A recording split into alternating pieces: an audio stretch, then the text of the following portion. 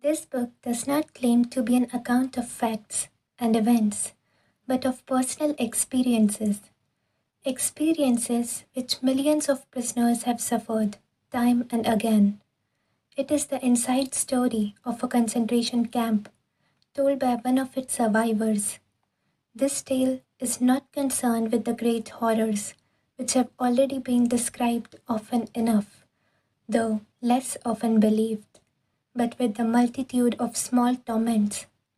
In other words, it will try to answer this question: how was everyday life in a concentration camp reflected in the mind of the average prisoner? Most of the events described here did not take place in the large and famous camps, but in the small ones where most of the real extermination took place.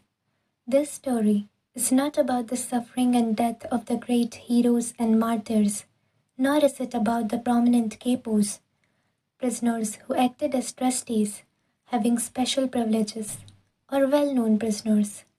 Thus it is not so much concerned with the sufferings of the mighty, but with the sacrifices, the crucifixion, and the deaths of the great army of unknown and unrecorded victims. It was these common prisoners who bore no distinguishing marks on their sleeves, whom the capos really despised.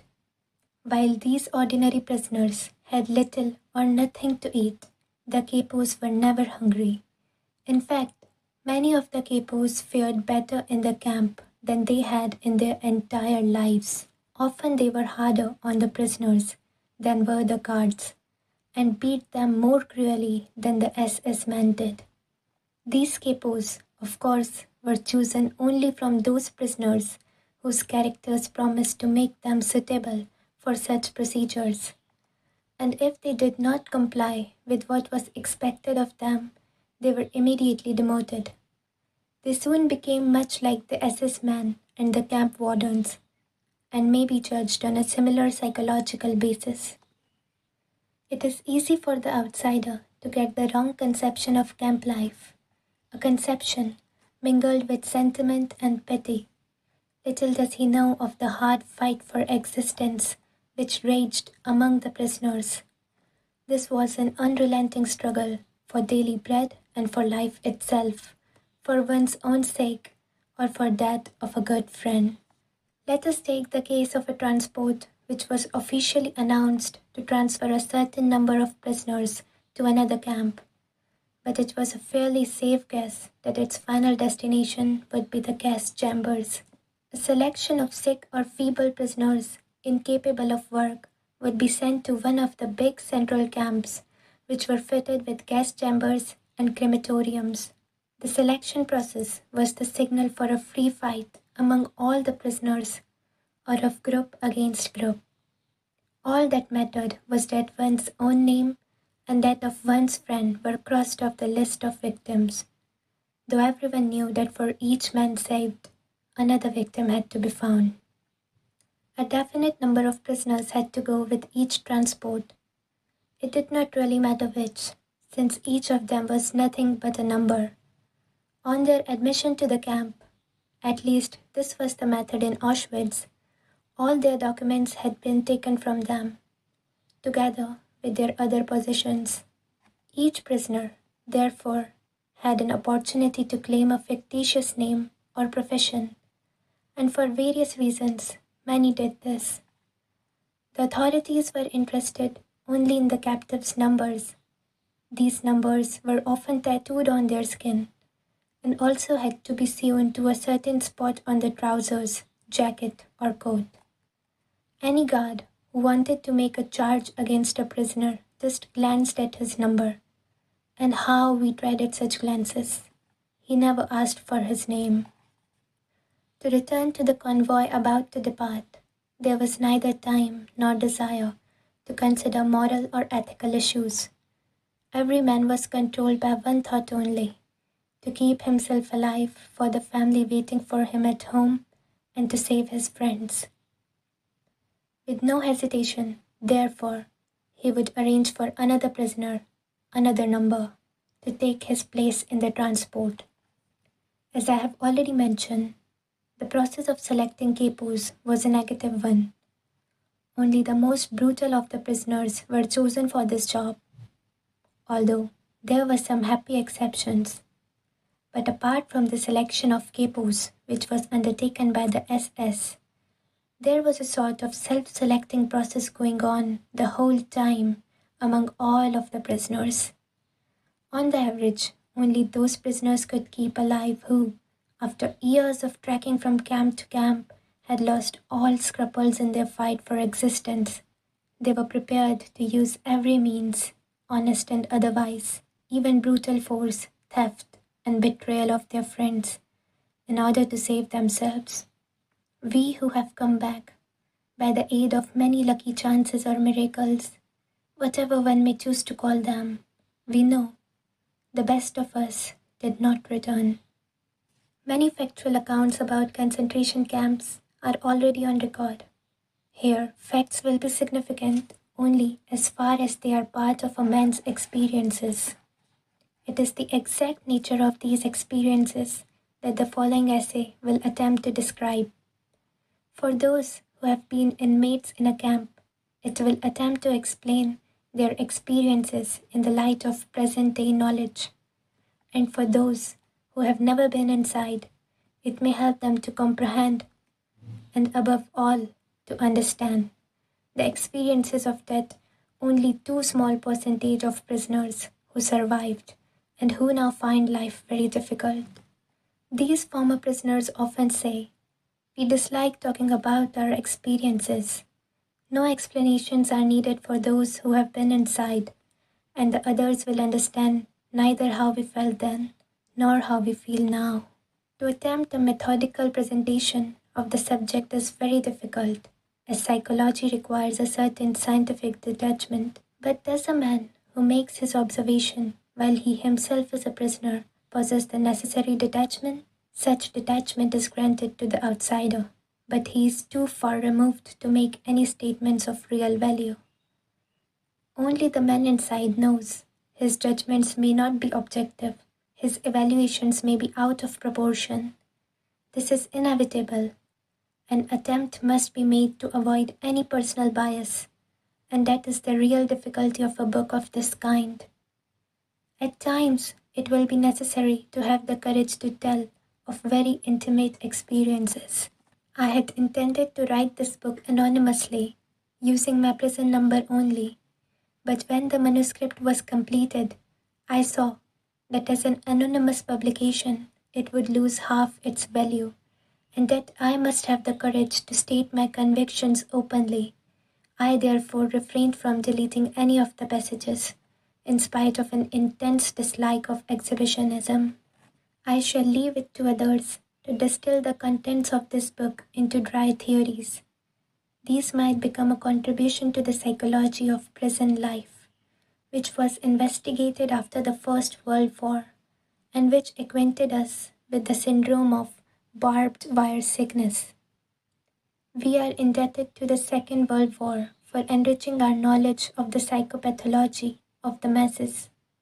If I may quote a variation of the well-known phrase and title of a book by Lebon, "For the war gave us the war of nerves, and it gave us the concentration camp." As this story is about my experiences as an ordinary prisoner, it is important that I mention, not without pride, that I was not employed as a psychiatrist in camp, or even as a doctor, except for the last few weeks. A few of my colleagues were lucky enough to be employed in poorly heated first aid posts, applying bandages made of scraps of waste paper. But I was number 119104, and most of the time I was digging and laying tracks for railway lines. At one time, my job was to dig a tunnel without help for a water main under a road. This feat did not go unrewarded. Just before Christmas 1944, I was presented with a gift of so-called premium coupons. These were issued by the construction firm to which we were practically sold as slaves. The firm paid the camp authorities a fixed price per day per prisoner. The coupons cost the firm 50 pfennigs each and could be exchanged for 6 cigarettes, often weeks later, although they sometimes lost their validity.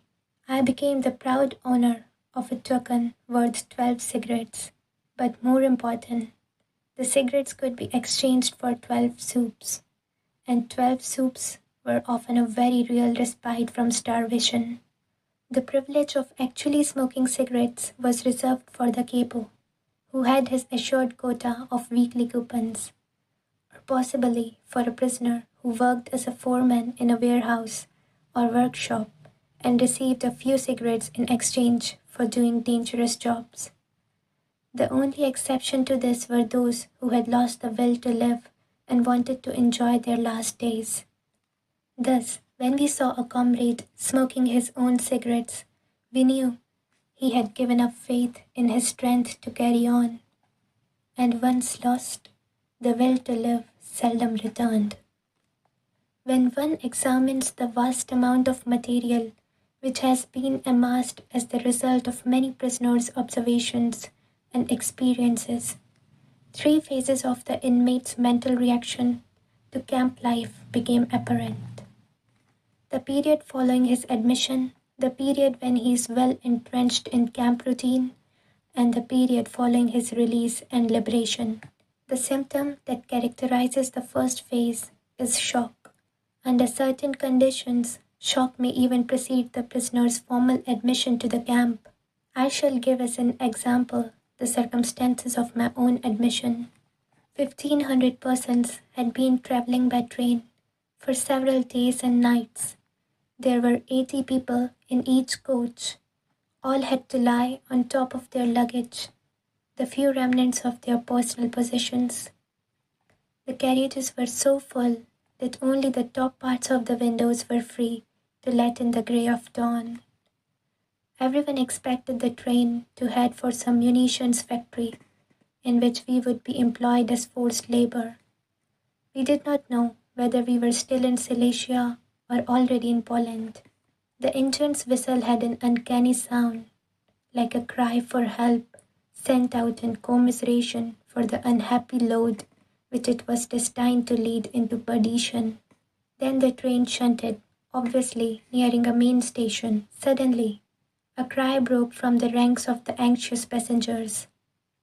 "There is a sign! Auschwitz!" Everyone's heart missed a beat at that moment. Auschwitz. The very name stood for all that was horrible. Gas chambers, crematoriums, massacres. Slowly, almost hesitatingly, the train moved on as if it wanted to spare its passengers the dreadful realization as long as possible. Auschwitz. With the progressive dawn, the outlines of an immense camp became visible.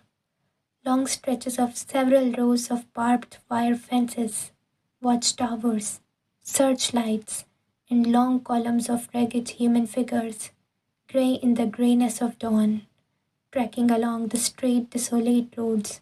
To what destination, we did not know. There were isolated shouts and whistles of command. We did not know their meaning. My imagination led me to see gallows with people dangling on them.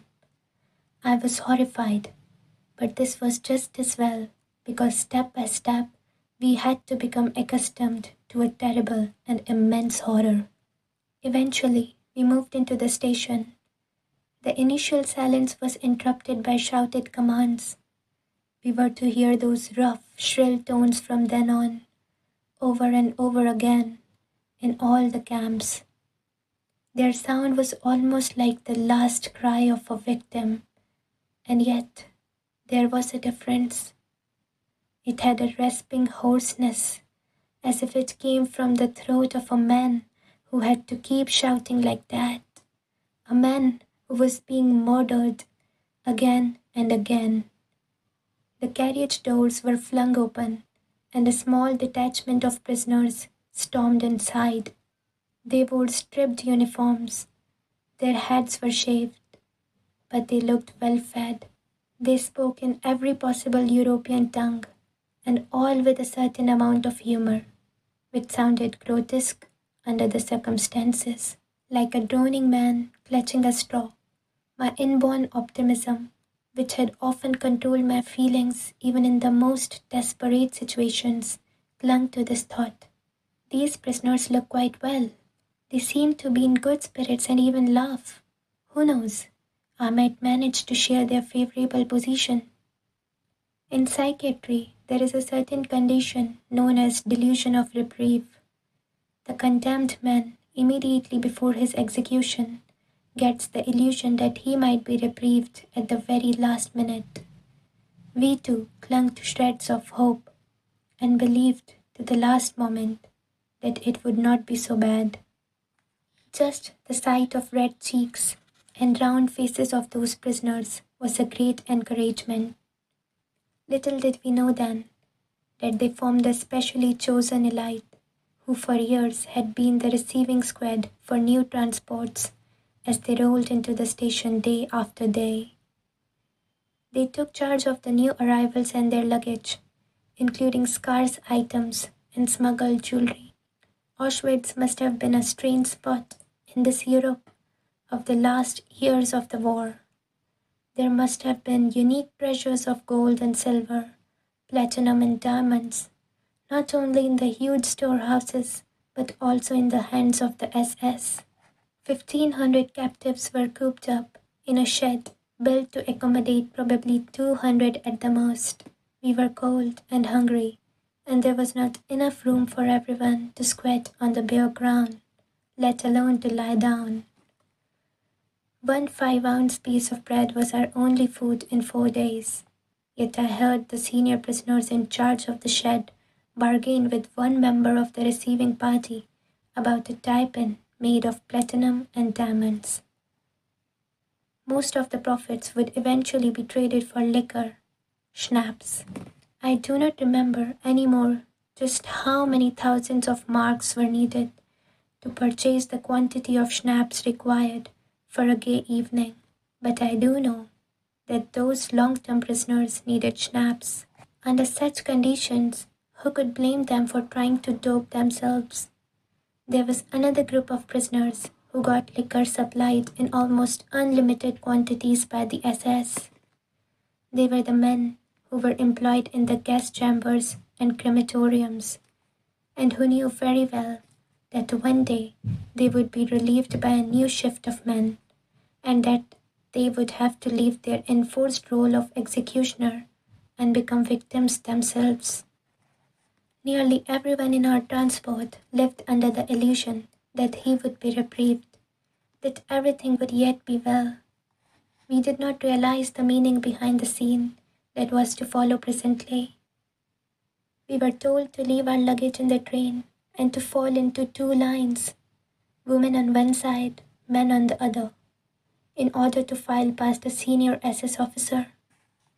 Surprisingly enough, I had the courage to hide my haversack under my coat. My line filed past the officer, man by man. I realized that it would be dangerous if the officer spotted my bag. He would at least knock me down. I knew that from previous experience. Instinctively, I straightened on approaching the officer so that he would not notice my heavy load. Then I was face to face with him. He was a tall man who looked slim and fit in his spotless uniform. What a contrast to us, who were untidy and grimy after our long journey. He had assumed an attitude of careless ease, supporting his right elbow with his left hand.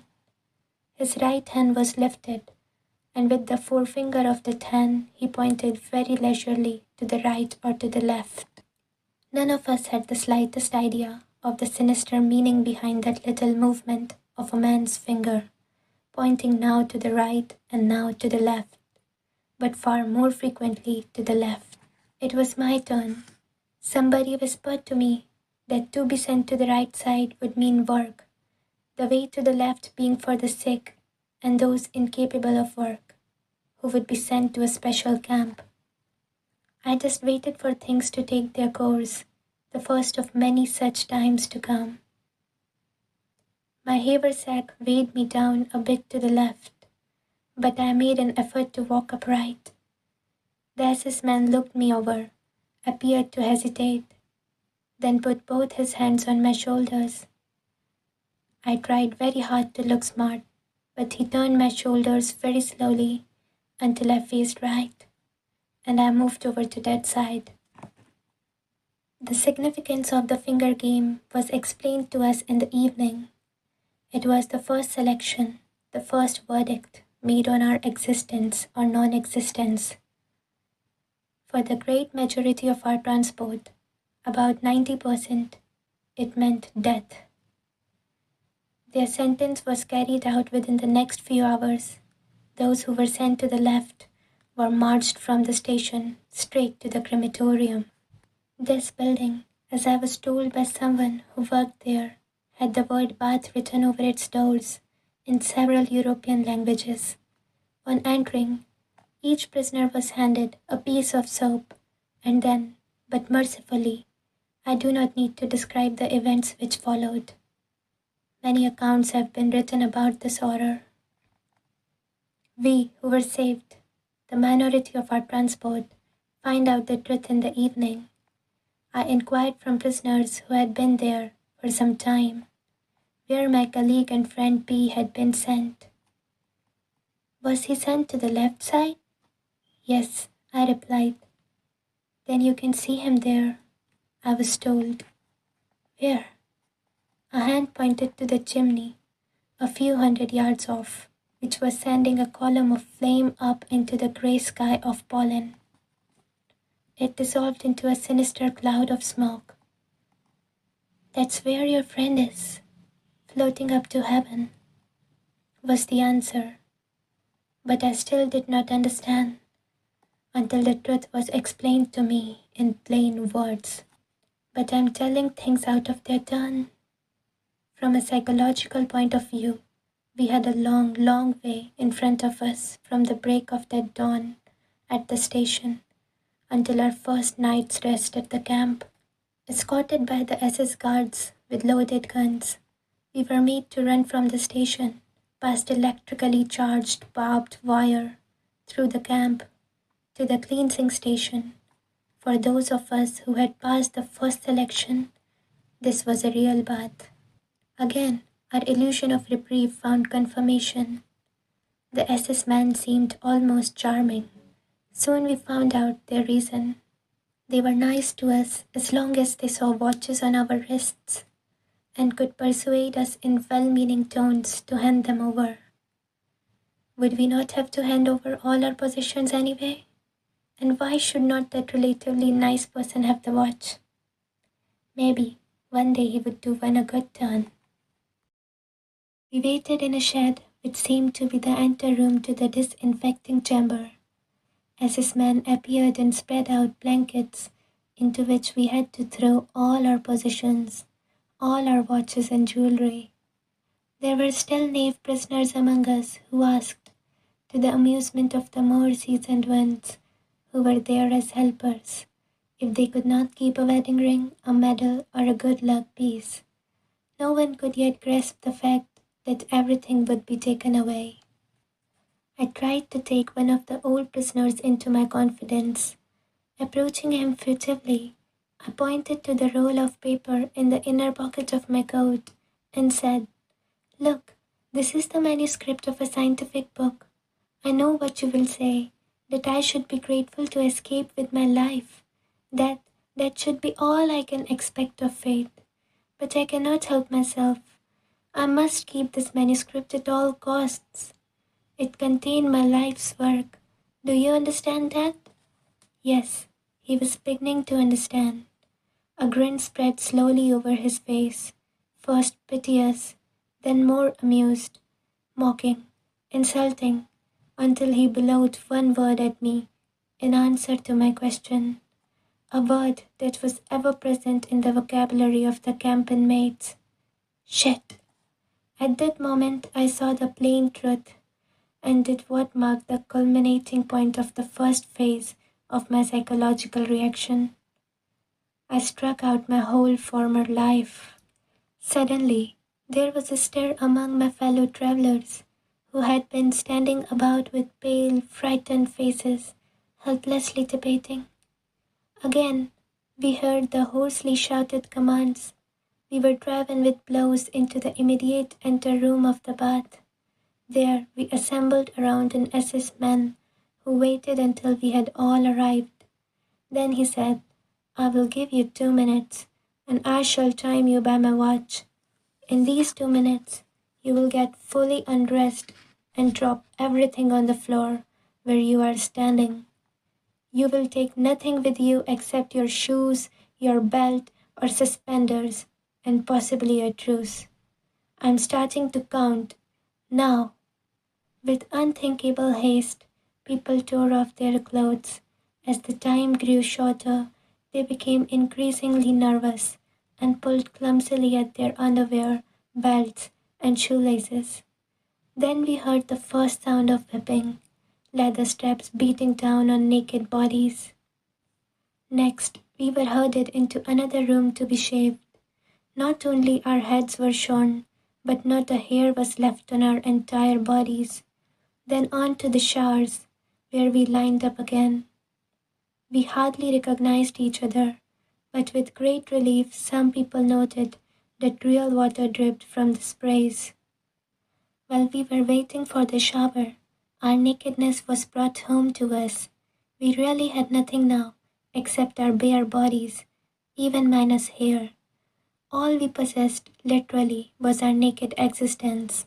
What else remained for us as a material link with our former lives? For me, there were my glasses and my belt. The latter I had to exchange later on for a piece of bread. There was an extra bit of excitement in store for the owners of truces. In the evening, the senior prisoner in charge of our hut welcomed us with a speech in which he gave us his word of honor that he would hang, personally from that beam. He pointed to it, any person who had sewn money or precious stones into his truss. Proudly, he explained that as a senior inhabitant, the camp laws entitled him to do so. Where our shoes were concerned, matters were not so simple. Although we were supposed to keep them, those who had fairly decent pairs had to give them up after all, and were given in exchange shoes that did not fit. In for real trouble were those prisoners who had followed the apparently well-meant advice given in the anteroom of the senior prisoners and had shortened their jackboots by cutting the tops off, then smearing soap on the cut edges to hide the sabotage. The SS men seemed to have waited for just that. All suspended of this crime had to go into a small adjoining room. After a time, we again heard the lashings of the strap and the screams of tortured men. This time, it lasted for quite a while. Thus, the illusions some of us still held were destroyed, one by one, and then, quite unexpectedly, most of us were overcome by a grim sense of humor. We knew that we had nothing to lose except our so ridiculously naked lives. When the shower started to run, we all tried very hard to make fun, both about ourselves and about each other. After all, real water did flow from the sprays. Apart from the strange kind of humor, another sensation seized us: curiosity. I have expected this kind of curiosity before, as a fundamental reaction towards certain strange circumstances. When my life was once endangered by a climbing accident, I felt only one sensation at the critical moment: curiosity. Curiosity as to whether I should come out of it alive, or with a fractured skull, or some other injuries. Cold curiosity predominated even in Auschwitz, somehow detaching the mind from its surroundings, which came to be regarded with a kind of objectivity. At that time, one cultivated the state of mind as a means of protection. We were anxious to know what would happen next and what would be the consequence. For example, of our standing in the open air in the chill of late autumn, stark naked and still wet from the showers. In the next few days, our curiosity evolved into surprise. Surprise that we did not catch cold. There were many similar surprises in store for new arrivals. The medical men among us learned, first of all, textbooks tell lies. Somewhere it is said that men cannot exist without sleep for more than a stated number of hours. Quite wrong. I had been convinced that there were certain things I just could not do. I could not sleep without this, or I could not live with that or the other. The first night in Auschwitz, we slept in beds, which were constructed in tiers. On each tier, measuring about 6.5 to 8 feet, slept 9 men, directly on the boards. 2 blankets were shared by each 9 men. We could, of course, lie only on our sides, crowded and huddled against each other, which had some advantages because of the bitter cold. Though it was forbidden to take shoes up to the bunks, some people did use them, secretly, as pillows, in spite of the fact that they were caked with mud. Otherwise, one's head had to rest on the crook of an almost dislocated arm, and yet sleep came and brought oblivion and relief from pain for a few hours. I would like to mention a few similar surprises on how much we could endure. We were unable to clean our teeth, and yet, in spite of that and the severe vitamin deficiency, we had healthier gums than ever before. We had to wear the same shirts for half a year until they had lost all appearance of being shirts. For days, we were unable to wash, even partially, because of frozen water pipes, and yet the sores and abrasions on hands, which were dirty from work in the soil, did not suppurate. That is, unless there was frostbite. Or for instance, a light sleeper who used to be disturbed by the slightest noise in the next room now found himself lying, pressed against a comrade who snored loudly a few inches from his ear, and yet slept quite soundly through the noise. If someone now asked of us the truth of Dostoevsky's statement that flatly defines men as a being who can get used to anything, we would reply, yes, a man can get used to anything, but do not ask us how. But our psychological investigations have not taken us that far yet, neither had we prisoners reached that point. We were still in the first phase of our psychological reactions. The thought of suicide was entertained by nearly everyone, if only for a brief time. It was born of the hopelessness of the situation, the constant danger of death looming over us daily and hourly, and the closeness of the death suffered by many of the others. From personal convictions, which will be mentioned later, I made myself a firm promise on my first evening in camp that I would not run into the wire. This was a phrase used in camp to describe the most popular method of suicide, touching the electrically charged barbed wire fence. It was not entirely difficult for me to make this decision. There was little point in committing suicide, since for the average inmate, life expectation, calculating objectively and counting all likely chances, was very poor. He could not with any assurance expect to be among the small percentage of men who survived all the selections. The prisoner of Auschwitz, in the first phase of shock, did not fear death. Even the gas chambers lost their horrors for him after the first few days. After all, they spared him the act of committing suicide. Friends whom I have met later have told me that I was not one of those whom the shock of admission greatly depressed. I only smiled, and quite sincerely, when the following episode occurred the morning after our first night in Auschwitz. In spite of strict orders not to leave our blocks, a colleague of mine, who had arrived in Auschwitz several weeks previously, smuggled himself into our hut. He wanted to calm and comfort us and tell us a few things. He had become so thin that at first we did not recognize him. With a show of good humor and a devil-may-care attitude, he gave us a few hurried tips. Don't be afraid. Don't fear the selections. Dr. M, the SS medical chief, has a soft spot for doctors. This was wrong. My friend's kindly words were misleading. One prisoner, the doctor of a block of huts and a man of some 60 years, told me how he had entreated Dr. M to let off his son, who was destined for gas. Dr. M coldly refused. But one thing I beg of you, he continued, shave daily, if at all possible, even if you have to use a piece of glass to do it, even if you have to give your last piece of bread for it. You will look younger and the scraping will make your cheeks look ruddier. If you want to stay alive, there is only one way. Look fit for work.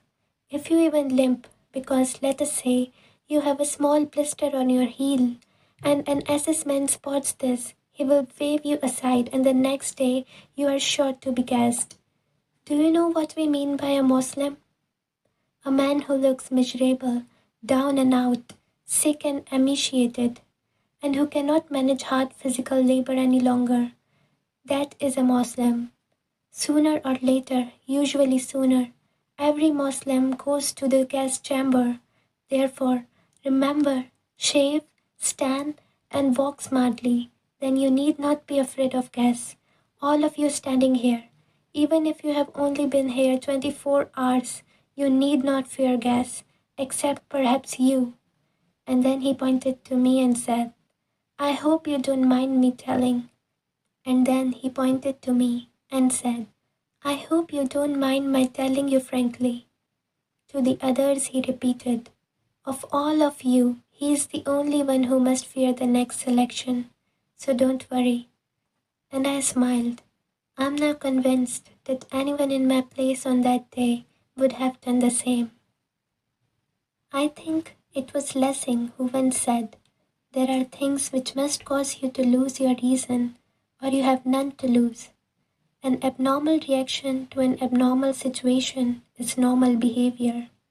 Even we psychiatrists expect the reactions of a man to an abnormal situation, such as being committed to an asylum, to be abnormal in proportion to the degree of his normality. The reaction of a man to his admission to a concentration camp also represents an abnormal state of mind, but judged objectively, it is a normal and, as will be shown later, typical reaction to the given circumstances. These reactions, as I have described them, began to change in a few days.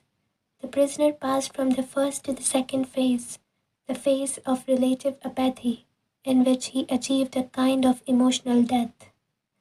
Apart from the already described reactions, the newly arrived prisoner experienced the tortures of other most painful emotions, all of which he tried to deaden. First of all, there was his boundless longing for his home and his family. This often could become so acute that he felt himself consumed by longing. Then there was disgust with all the ugliness which surrounded him, even in its mere external forms. Most of the prisoners were given a uniform of rags, which would have made a scarecrow elegant by comparison. Between the huts in the camp lay pure filth, and the more one worked to clear it away, the more one had to come in contact with it. It was a favorite practice to detail a new arrival to a work group whose job was to clean the latrines and remove the sewage. If, as usually happened, some of the excrement splashed into his face during its transport over bumpy fields, any sign of disgust by the prisoner or any attempt to wipe off the filth would only be punished with a blow from a capo, and thus the mortification of normal reactions was hastened. At first, the prisoner looked away if he saw the punishment parades of another group. He could not bear to see fellow prisoners march up and down for hours in the mire, their movements directed by blows. Days or weeks later, things changed. Early in the morning, when it was still dark, the prisoner stood in front of the gate with his detachment ready to march. He heard a scream and saw how a comrade was knocked down, pulled to his feet again, and knocked down once more. And why? He was feverish but had reported to sick bay at an improper time. He was being punished for this irregular attempt to be relieved of his duties. But the prisoner who had passed into the second stage of his psychological reactions did not avert his eyes anymore. By then, his feelings were blunted, and he watched unmoved. Another example, he found himself waiting at sick bay, hoping to be granted 2 days of light work inside the camp because of injuries or perhaps edema or fever. He stood unmoved while a 12-year-old boy was carried in who had been forced to stand at attention for hours in the snow or to work outside with bare feet because there were no shoes for him in the camp. His toes had become frostbitten, and the doctor on duty picked off the black gangrenous stumps with tweezers, one by one. Disgust, horror, and pity are emotions that our spectator could not really feel anymore. The sufferers, the dying, and the dead became such commonplace sights to him after a few weeks of camp life that they could not move him anymore. I spent some time in a hut for typhus patients who ran very high temperatures and were often delirious, many of them moribund. After one of them had just died, I watched without any emotional upset the scene that followed, which was repeated over and over again with each death.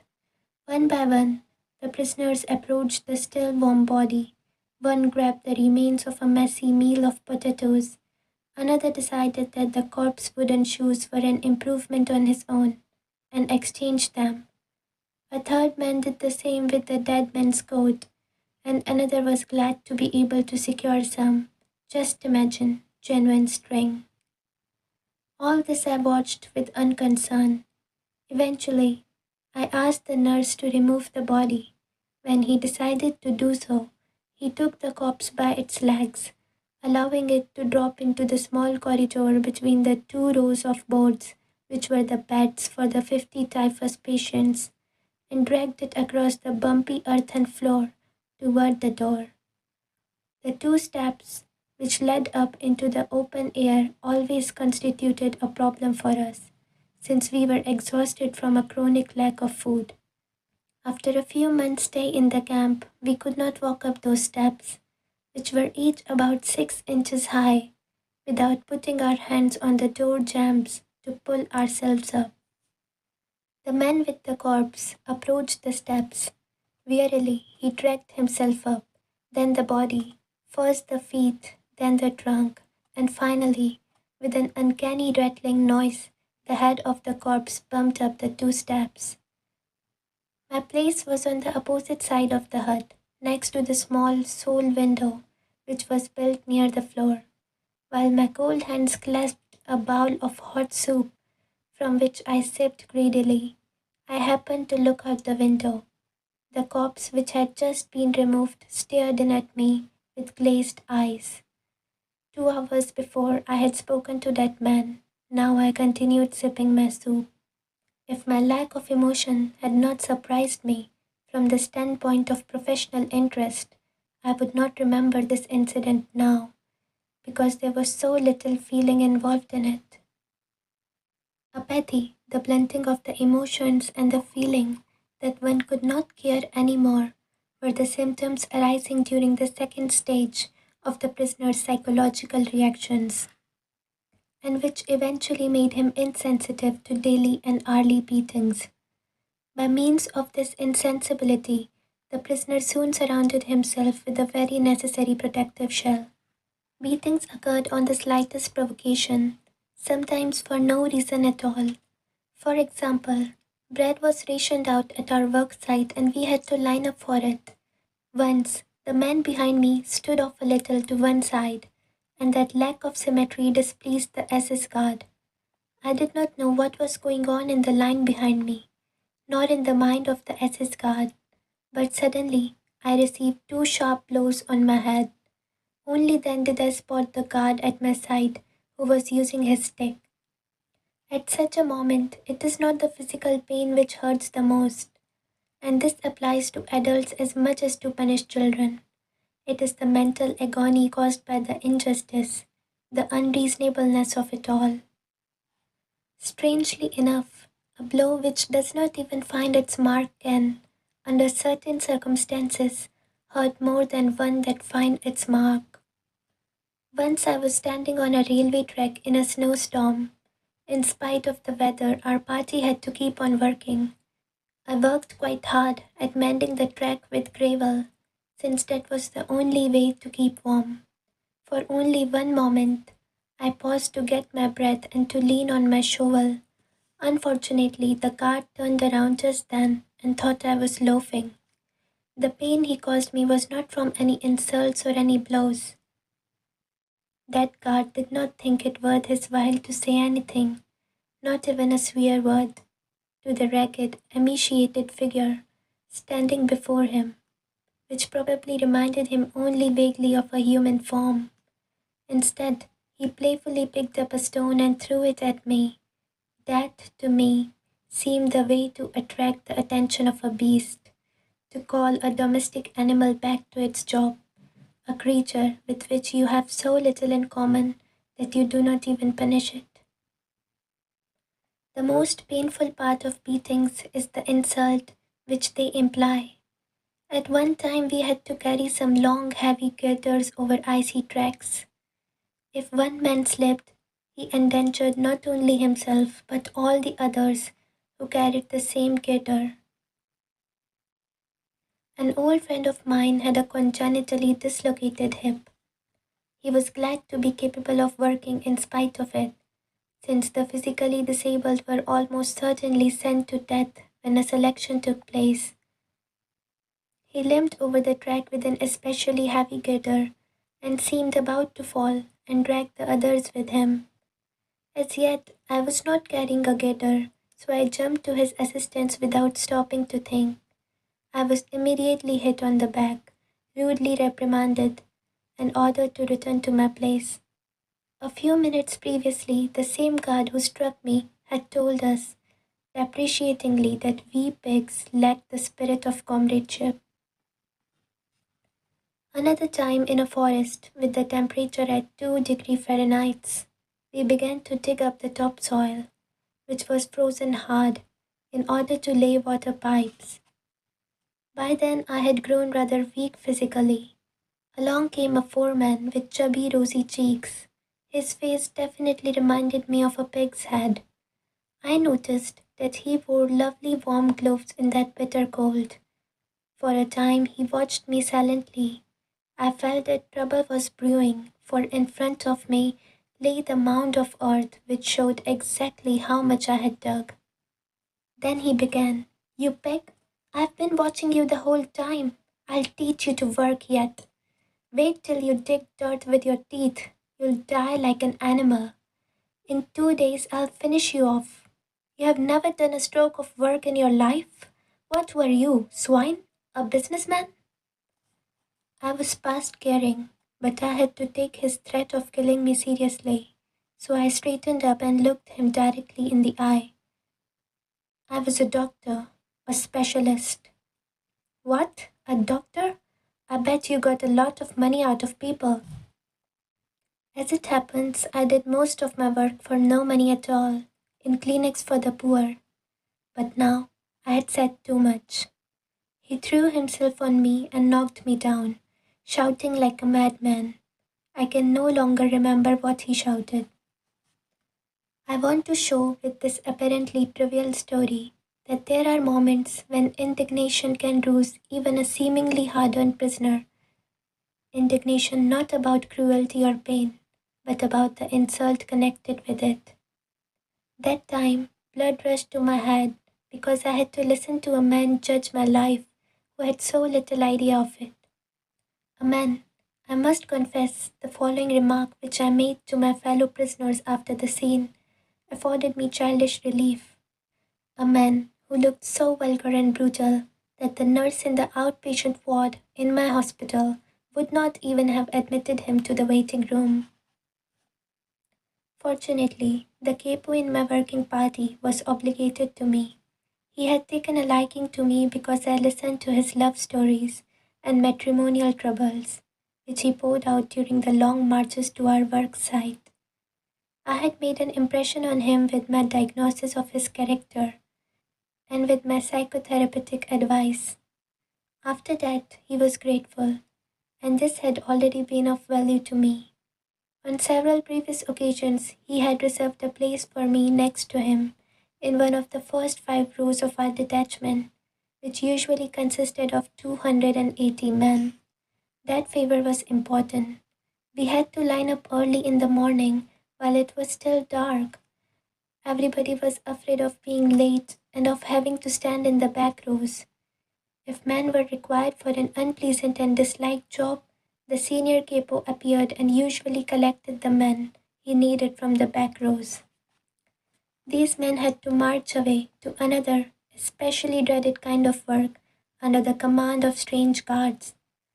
Occasionally, the senior capo chose men from the first 5 rows just to catch those who tried to be clever. All protests and entreaties were silenced by a few well-aimed kicks, and the chosen victims were chased to the meeting place with shouts and blows. However, as long as my capo felt the need of pouring out his heart, this could not happen to me. I had a guaranteed place of honor next to him, but there was another advantage too. Like nearly all the camp inmates, I was suffering from edema. My legs were so swollen and the skin on them so tightly stretched that I could scarcely bend my knees. I had to leave my shoes unlaced in order to make them fit my swollen feet. There would not have been space for socks, even if I had had any. So my partly bare feet were always wet, and my shoes always full of snow. This, of course, caused frostbite and chilblains. Every single step became real torture. Clumps of ice formed on our shoes during our marches over snow-covered fields. Over and again, men slipped and those following behind stumbled on top of them. Then the column would stop for a moment, but not for long. One of the guards soon took action and worked over the men with the butt of his rifle to make them get up quickly. The more to the front of the column you were, the less often you were disturbed by having to stop and then to make up for lost time by running on your painful feet. I was very happy to be personally appointed physician to His Honor the Capo and to march in the first row at an even pace. As an additional payment for my services, I could be sure that as long as soup was being dealt out at lunchtime at our work site, he would, when my turn came, dip the ladle right to the bottom of the vat and fish out a few peas. This capo, a former army officer, even had the courage to whisper to the 4 men whom I had quarreled with that he knew me to be an unusually good worker. That did not help matters, but he nevertheless managed to save my life, one of the many times it was to be saved. The day after the episode with the 4 men, he smuggled me into another work party. There were 4 men who felt sorry for us and who did their best to ease our situation, at least at the building site. But even they kept on reminding us that an ordinary laborer did several times as much work as we did, and in a shorter time. But they did see reason if they were told that a normal workman did not live on 10.5 ounces of bread. Theoretically, actually, we often had less, and 1 3/4 pints of thin soup per day. That a normal laborer did not live under the mental stress we had to submit to, not having news of our families who had either been sent to another camp or guessed right away. That a normal workman was not threatened by death continuously, daily and hourly. I even allowed myself to say once to a kindly 4 man, If you could learn from me how to do a brain operation in as short a time as I am learning this road work from you, I would have great respect for you." And he grinned. Apathy, the main symptom of the second phase, was a necessary mechanism of self-defense. Reality dimmed, and all efforts and all emotions were centered on one task: preserving one's own life and that of the other fellow. It was typical to hear the prisoners, while they were being herded back to camp from their work sites in the evening, sigh with relief and say, "Well, another day is over." It can be readily understood that such a state of strain, coupled with the constant necessity of concentrating on the task of staying alive, forced the prisoner's inner life down to a primitive level. Several of my colleagues in camp, who were trained in psychoanalysis, often spoke of a regression in the camp inmate, a retreat to a more primitive form of mental life.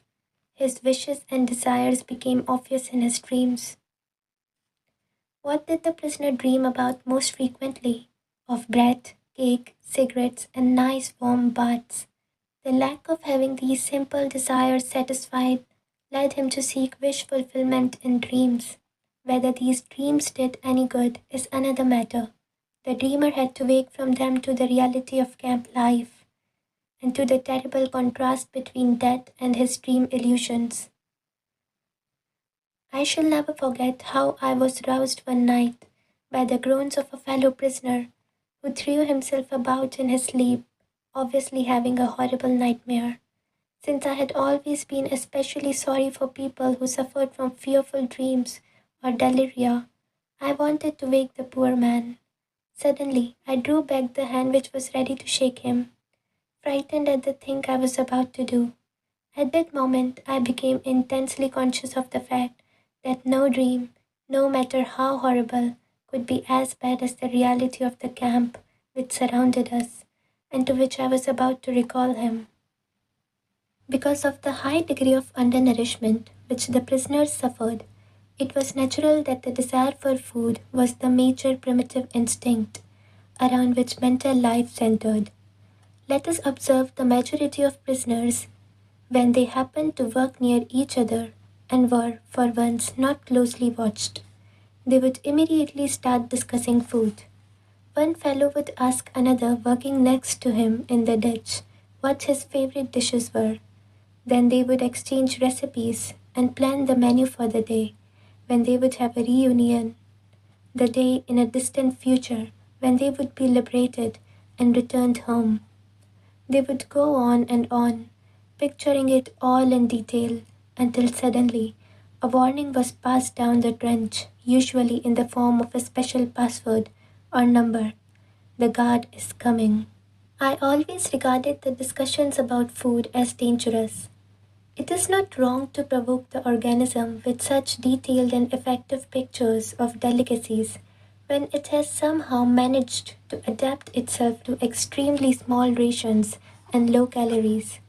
Though it may afford momentary psychological relief, it is an illusion which psychologically surely must not be without danger. During the later part of our imprisonment, the daily ration consisted of very watery soup given out once daily, and the usual small bread ration. In addition to that, there was the so-called extra allowance, consisting of 3/4 of an ounce of margarine, or of a slice of poor quality sausage, or of a little piece of cheese, or a bit of synthetic honey, or a spoonful of watery jam, varying daily. In calories, this diet was absolutely inadequate, especially taking into consideration our heavy manual work and our constant exposure to the cold in inadequate clothing. The sick who were under special care, that is, those who were allowed to lie in the huts instead of leaving the camp for work, were even worse off. When the last layers of subcutaneous fat had vanished, and we looked like skeletons disguised with skin and rags, we could watch our bodies beginning to devour themselves. The organism digested its own protein, and the muscles disappeared. Then the body had no powers of resistance left. One after another, the members of the little community in our hut died. Each of us could calculate with fair accuracy whose turn would be next, and when his own would come. After many observations, we knew the symptoms well, which made the correctness of our prognosis quite certain. "He won't last long, or this is the next one," we whispered to each other, and when, during our daily search for lice, we saw our own naked bodies in the evening, we thought alike, "This body here, my body, is really a corpse already. What has become of me? I am but a small portion of a great mass of human flesh, of a mass behind barbed wire, crowded into a fire-earthen huts, a mass of which daily a certain portion begins to rot because it has become lifeless." I mentioned above how unavoidable were the thoughts about food and favorite dishes which forced themselves into the consciousness of the prisoner whenever he had a moment to spare.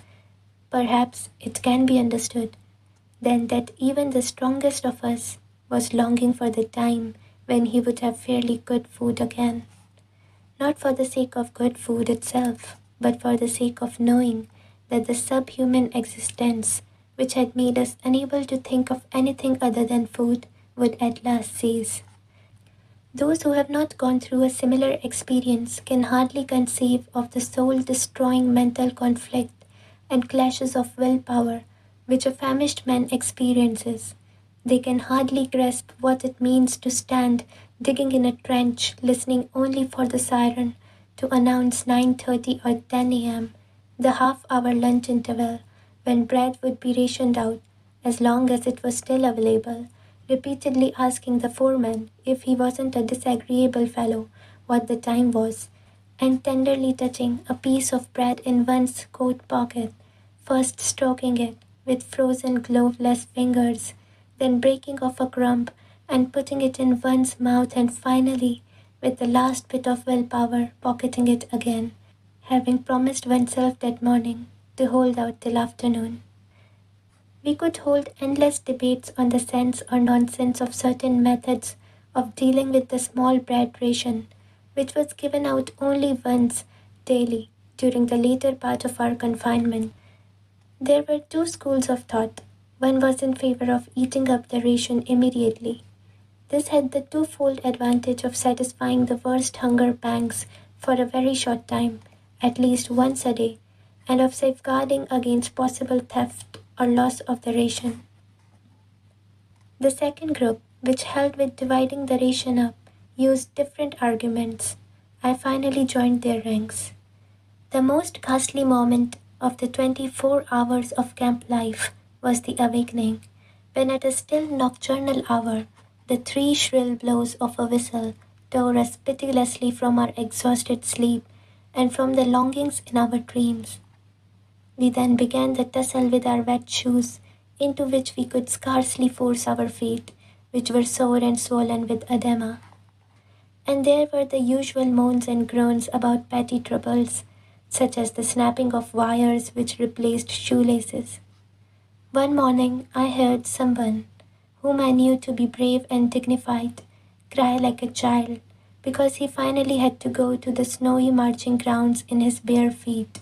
In those ghastly minutes, I found a little bit of comfort, a small piece of bread which I drew out of my pocket and munched with absorbed delight.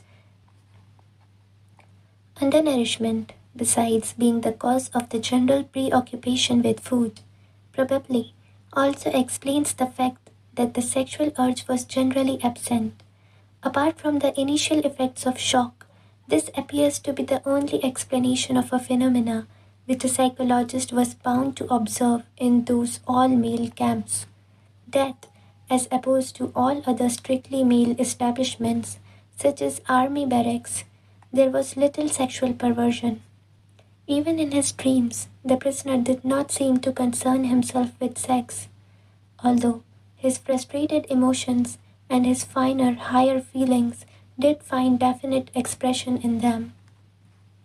With the majority of the prisoners, the primitive life and the effort of having to concentrate on just saving one's skin led to a total disregard of anything not serving that purpose, and explained the prisoner's complete lack of sentiment. This was brought home to me on my transfer from Auschwitz to a camp affiliated with Dachau. The train which carried us, about 2,000 prisoners, passed through Vienna. At about midnight, we passed one of the Viennese railway stations. The track was going to lead us past the street where I was born, past the house where I had lived many years of my life, in fact, until I was taken prisoner. There were 50 of us in the prison car, which had 2 small barred peepholes.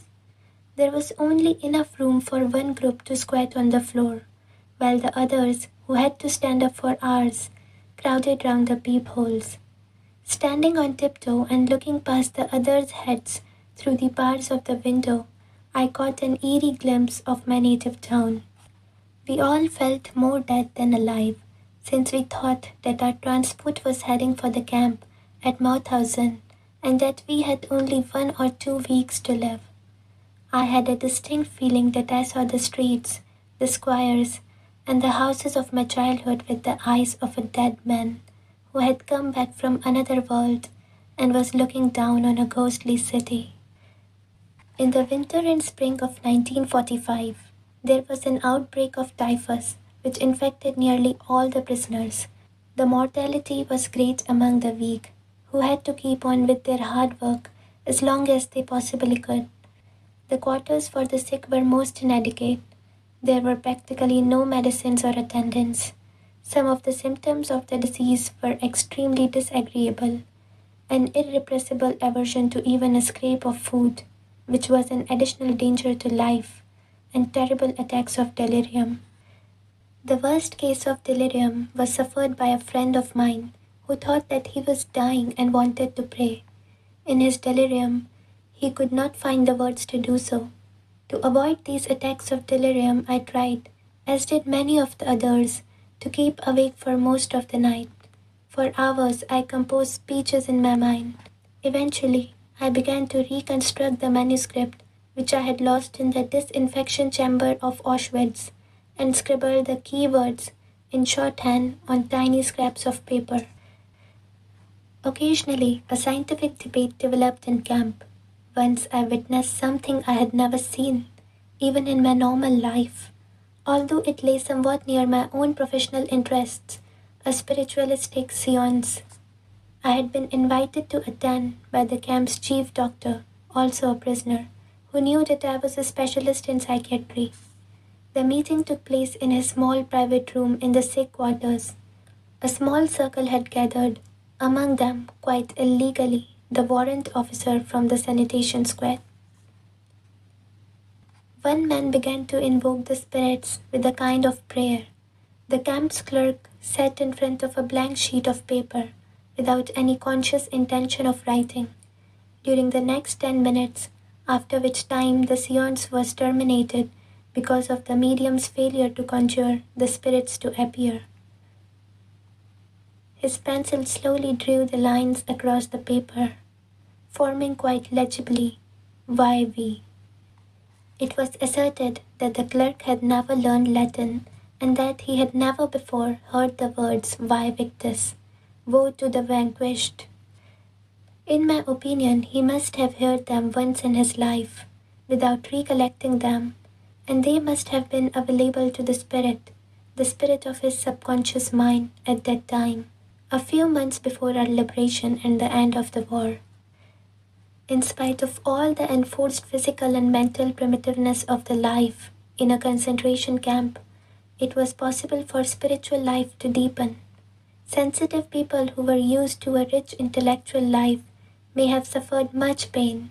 They were often of a delicate constitution, but the damage to their inner selves were less. They were able to retreat from their terrible surroundings to a life of inner riches and spiritual freedom. Only in this way can one explain the apparent paradox that some prisoners of a less hardy makeup often seem to survive camp life better than did those of a robust nature. In order to make myself clear, I am forced to fall back on personal experience. Let me tell what happened on those early mornings when we had to march to our work site. There were shouted commands: detachment, forward march, left, 2, 3, 4, left, 2, 3, 4, left, 2, 3, 4, left, 2, 3, 4. First men about, left and left and left and left. Caps off. These words sound in my ears even now. At the order, caps off, we passed the gate of the camp, and searchlights were trained upon us. Whoever did not march smartly got a kick, and worse off was the man who, because of the cold, had pulled his cap back over his ears before permission was given. We stumbled on in the darkness, over big stones and through large puddles, along the one road leading from the camp. The accompanying guards kept shouting at us and driving us with the butts of their rifles. Anyone with very sore feet supported himself on his neighbor's arm. Hardly a word was spoken. The icy wind did not encourage talk. Hiding his mouth behind his upturned collar, the man marching next to me whispered suddenly, "If our wives could see us now, I do hope they are better off in their camps and don't know what is happening to us." That brought thoughts of my own wife to mind, and as we stumbled on for miles, slipping on icy spots, supporting each other time and again, dragging one another up and onward, nothing was said, but we both knew each of us was thinking of his wife. Occasionally, I looked at the sky where the stars were fading and the pink light of the morning was beginning to spread behind a dark bank of clouds. But my mind clung to my wife's image, imagining it with an uncanny acuteness. I heard her answering me, saw her smile, her frank and encouraging look. Real or not, her look was then more luminous than the sun which was beginning to rise. A thought transfixed me. For the first time in my life, I saw the truth as it is set into song by so many poets, proclaimed as the final wisdom by so many thinkers. The truth that love is the ultimate and the highest goal to which man can aspire. Then I grasped the meaning of the greatest secret that human poetry and human thought and belief have to impart. The salvation of men is through love and in love. I understood how a man who has nothing left in this world still may know bliss, be it only for a brief moment, in the contemplation of his beloved. In a position of utter desolation, when man cannot express himself in positive action, when his only achievement may consist in enduring his sufferings in the right way, an honorable way, in such a position man can, through loving contemplation of the image he carries of his beloved, achieve fulfillment. For the first time in my life, I was able to understand the meaning of the words, "The angels are lost in perpetual contemplation of an infinite glory." In front of me, a man stumbled and those following him fell on top of him. The guard rushed over and used his whip on them all. Thus my thoughts were interrupted for a few minutes. But soon my soul found its way back from the prisoner's existence to another world, and I resumed talk with my loved one. I asked her questions, and she answered. She questioned me in return, and I answered. Stop! We had arrived at our work site. Everybody rushed into the dark hut in the hope of getting a fairly decent tool. Each prisoner got a spade or a pickaxe. Can't you hurry up, you pigs? Soon we had resumed the previous day's positions in the ditch. The frozen ground cracked under the point of the pickaxes, and sparks flew. The men were silent, their brains numb. My mind still clung to the image of my wife. A thought crossed my mind. I did not even know if she were still alive. I knew only one thing, which I have learned well by now. Love goes very far beyond the physical person of the beloved. It finds its deepest meaning in his spiritual being, his inner self. Whether or not he is actually present, whether or not he is still alive at all, ceases somehow to be of importance. I did not know whether my wife was alive, and I had no means of finding out. During all my prison life there was no outgoing or incoming mail, but at that moment it ceased to matter. There was no need for me to know. Nothing could touch the strength of my love, my thoughts, and the image of my beloved. Had I known then that my wife was dead, I think that I would still have given myself, undisturbed by that knowledge, to the contemplation of her image, and that my mental conversation with her would have been just as vivid and just as satisfying. Set me like a seal upon thy heart, love is as strong as death. This intensification of inner life helped the prisoner find a refuge from the emptiness, desolation, and spiritual poverty of his existence by letting him escape into the past. When given free rein, his imagination played with past events, often not important ones, but minor happenings and trifling things. His nostalgic memory glorified them, and they assumed a strange character. Their world and their existence seemed very distant, and the spirit reached out for them longingly. In my mind, I took bus rides, unlocked the front door of my apartment, answered my telephone, switched on the electric lights. Our thoughts often centered on such details, and these memories could move one to tears. As the inner life of the prisoner tended to become more intense, he also experienced the beauty of art and nature as never before. Under their influence, he sometimes even forgot his own frightful circumstances. If someone had seen our faces on the journey from Auschwitz to Bavarian camp, as we beheld the mountains of Salzburg with their summits glowing in the sunset through the little barred windows of the prison carriage, he would never have believed that those were the faces of men who had given up all hope of life and liberty. Despite that factor, or maybe because of it, we were carried away by nature's beauty, which we had missed for so long. In camp, too, a man might draw the attention of a comrade working next to him to a nice view of the setting sun shining through the tall trees of the Bavarian woods, as in the famous watercolor by Dürer. The same woods in which we had built an enormous hidden munitions plant. One evening, when we were already resting on the floor of our hut, dead tired, soup bowls in hand, a fellow prisoner rushed in and asked us to run out to the assembly grounds and see the wonderful sunset. Standing outside, we saw sinister clouds glowing in the west, and the whole sky alive with clouds of ever-changing shapes and colors, from steel blue to blood red. The desolate grey mud huts provided a sharp contrast, while the puddles on the muddy ground reflected the glowing sky. Then, after minutes of moving silence, one prisoner said to another, "How beautiful the world could be." Another time, we were at work in a trench. The dawn was grey around us, grey was the sky above, grey the snow in the pale light of dawn, grey the rags in which my fellow prisoners were clad, and grey their faces. I was again conversing silently with my wife, or perhaps I was struggling to find the reason for my sufferings, my slow dying.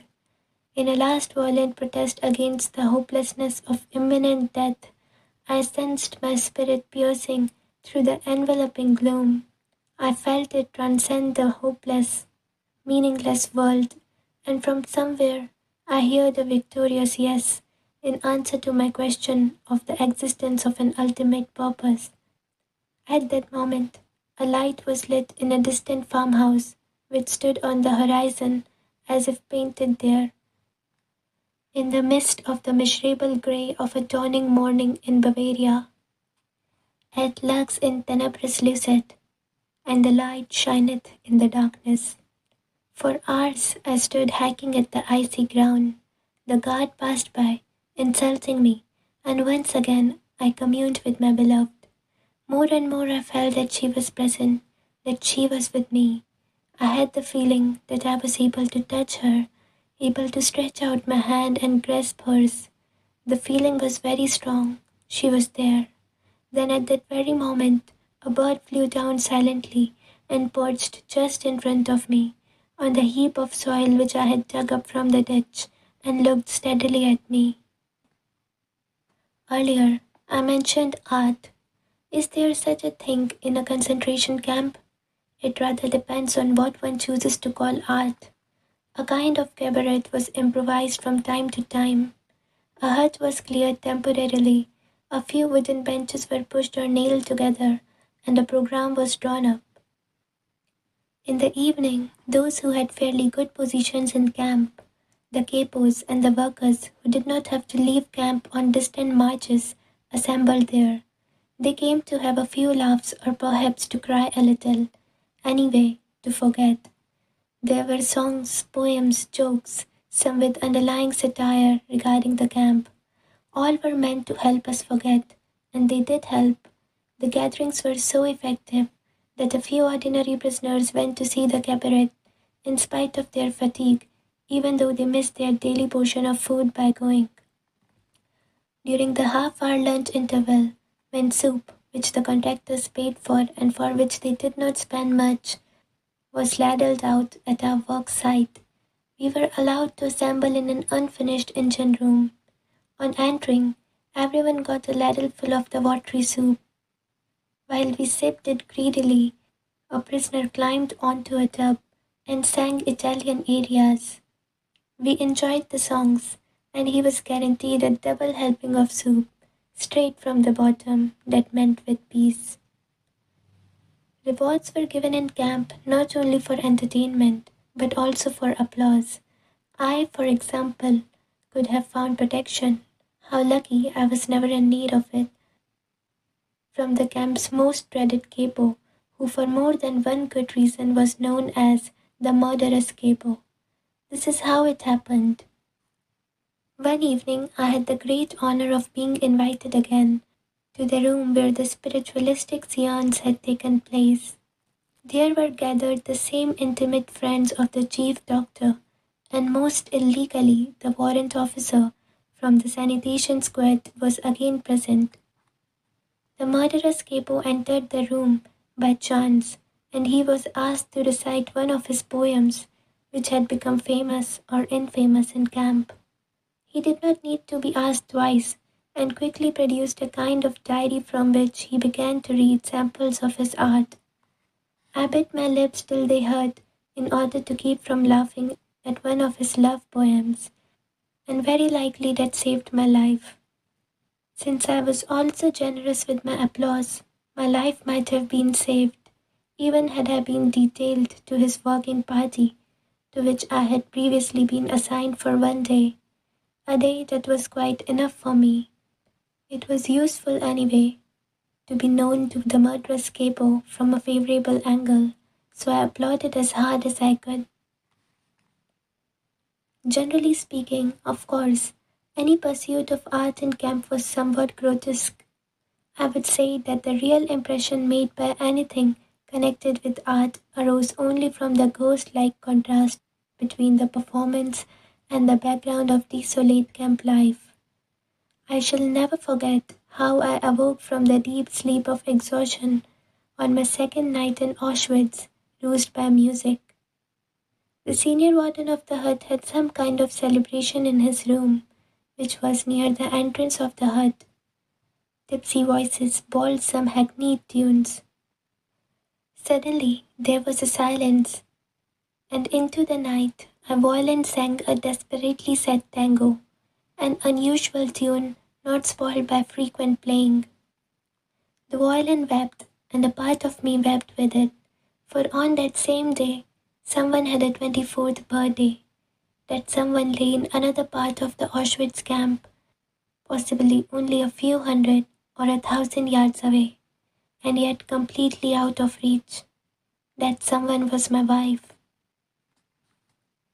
To discover that there was any semblance of art in a concentration camp must be surprise enough for an outsider, but he may be even more astonished to hear that one could find a sense of humor there as well. Of course, only the faint trace of one, and then only for a few seconds or minutes. Humor was another of the soul's weapons in the fight for self-preservation. It is well known that humor, more than anything else in the human makeup, can afford an aloofness and an ability to rise above any situation, even if only for a few seconds. I practically trained a friend of mine who worked next to me on the building site to develop a sense of humor. I suggested to him that we would promise each other to invent at least one amusing story daily about some incident that could happen one day after our liberation.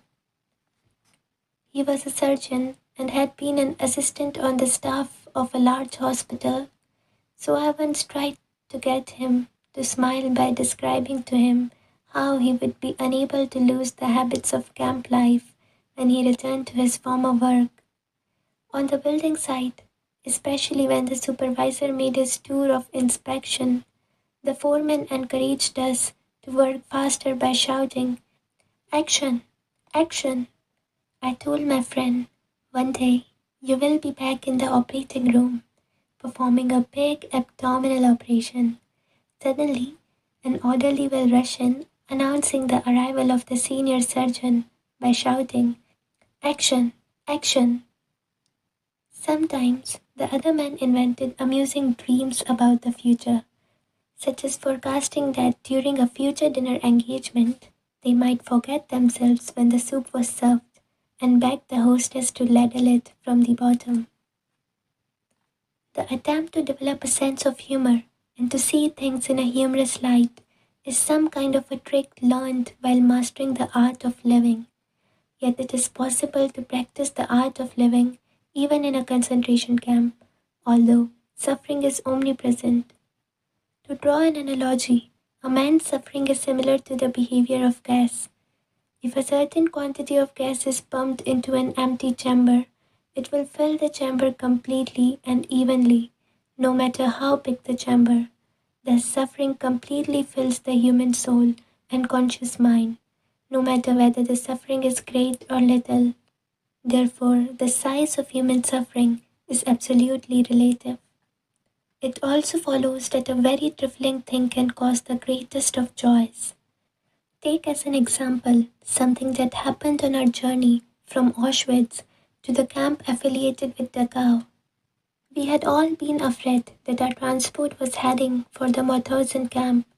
We became more and more tense as we approached a certain bridge over the Danube, which the train would have to cross to reach Mauthausen, according to the statement of experienced traveling companions. Those who have never seen anything similar cannot possibly imagine the dance of joy performed in the carriage by the prisoners when they saw that our transport was not crossing the bridge and was instead heading only for Dachau. And again, what happened on our arrival in that camp after a journey lasting 2 days and 3 nights? There had not been enough room for everybody to crouch on the floor of the carriage at the same time. The majority of us had to stand all the way, while a few took turns at squatting on the scanty straw, which was soaked with human urine. When we arrived, the first important news that we heard from older prisoners was that this comparatively small camp, its population was 2,500, had no oven, no crematorium, no gas.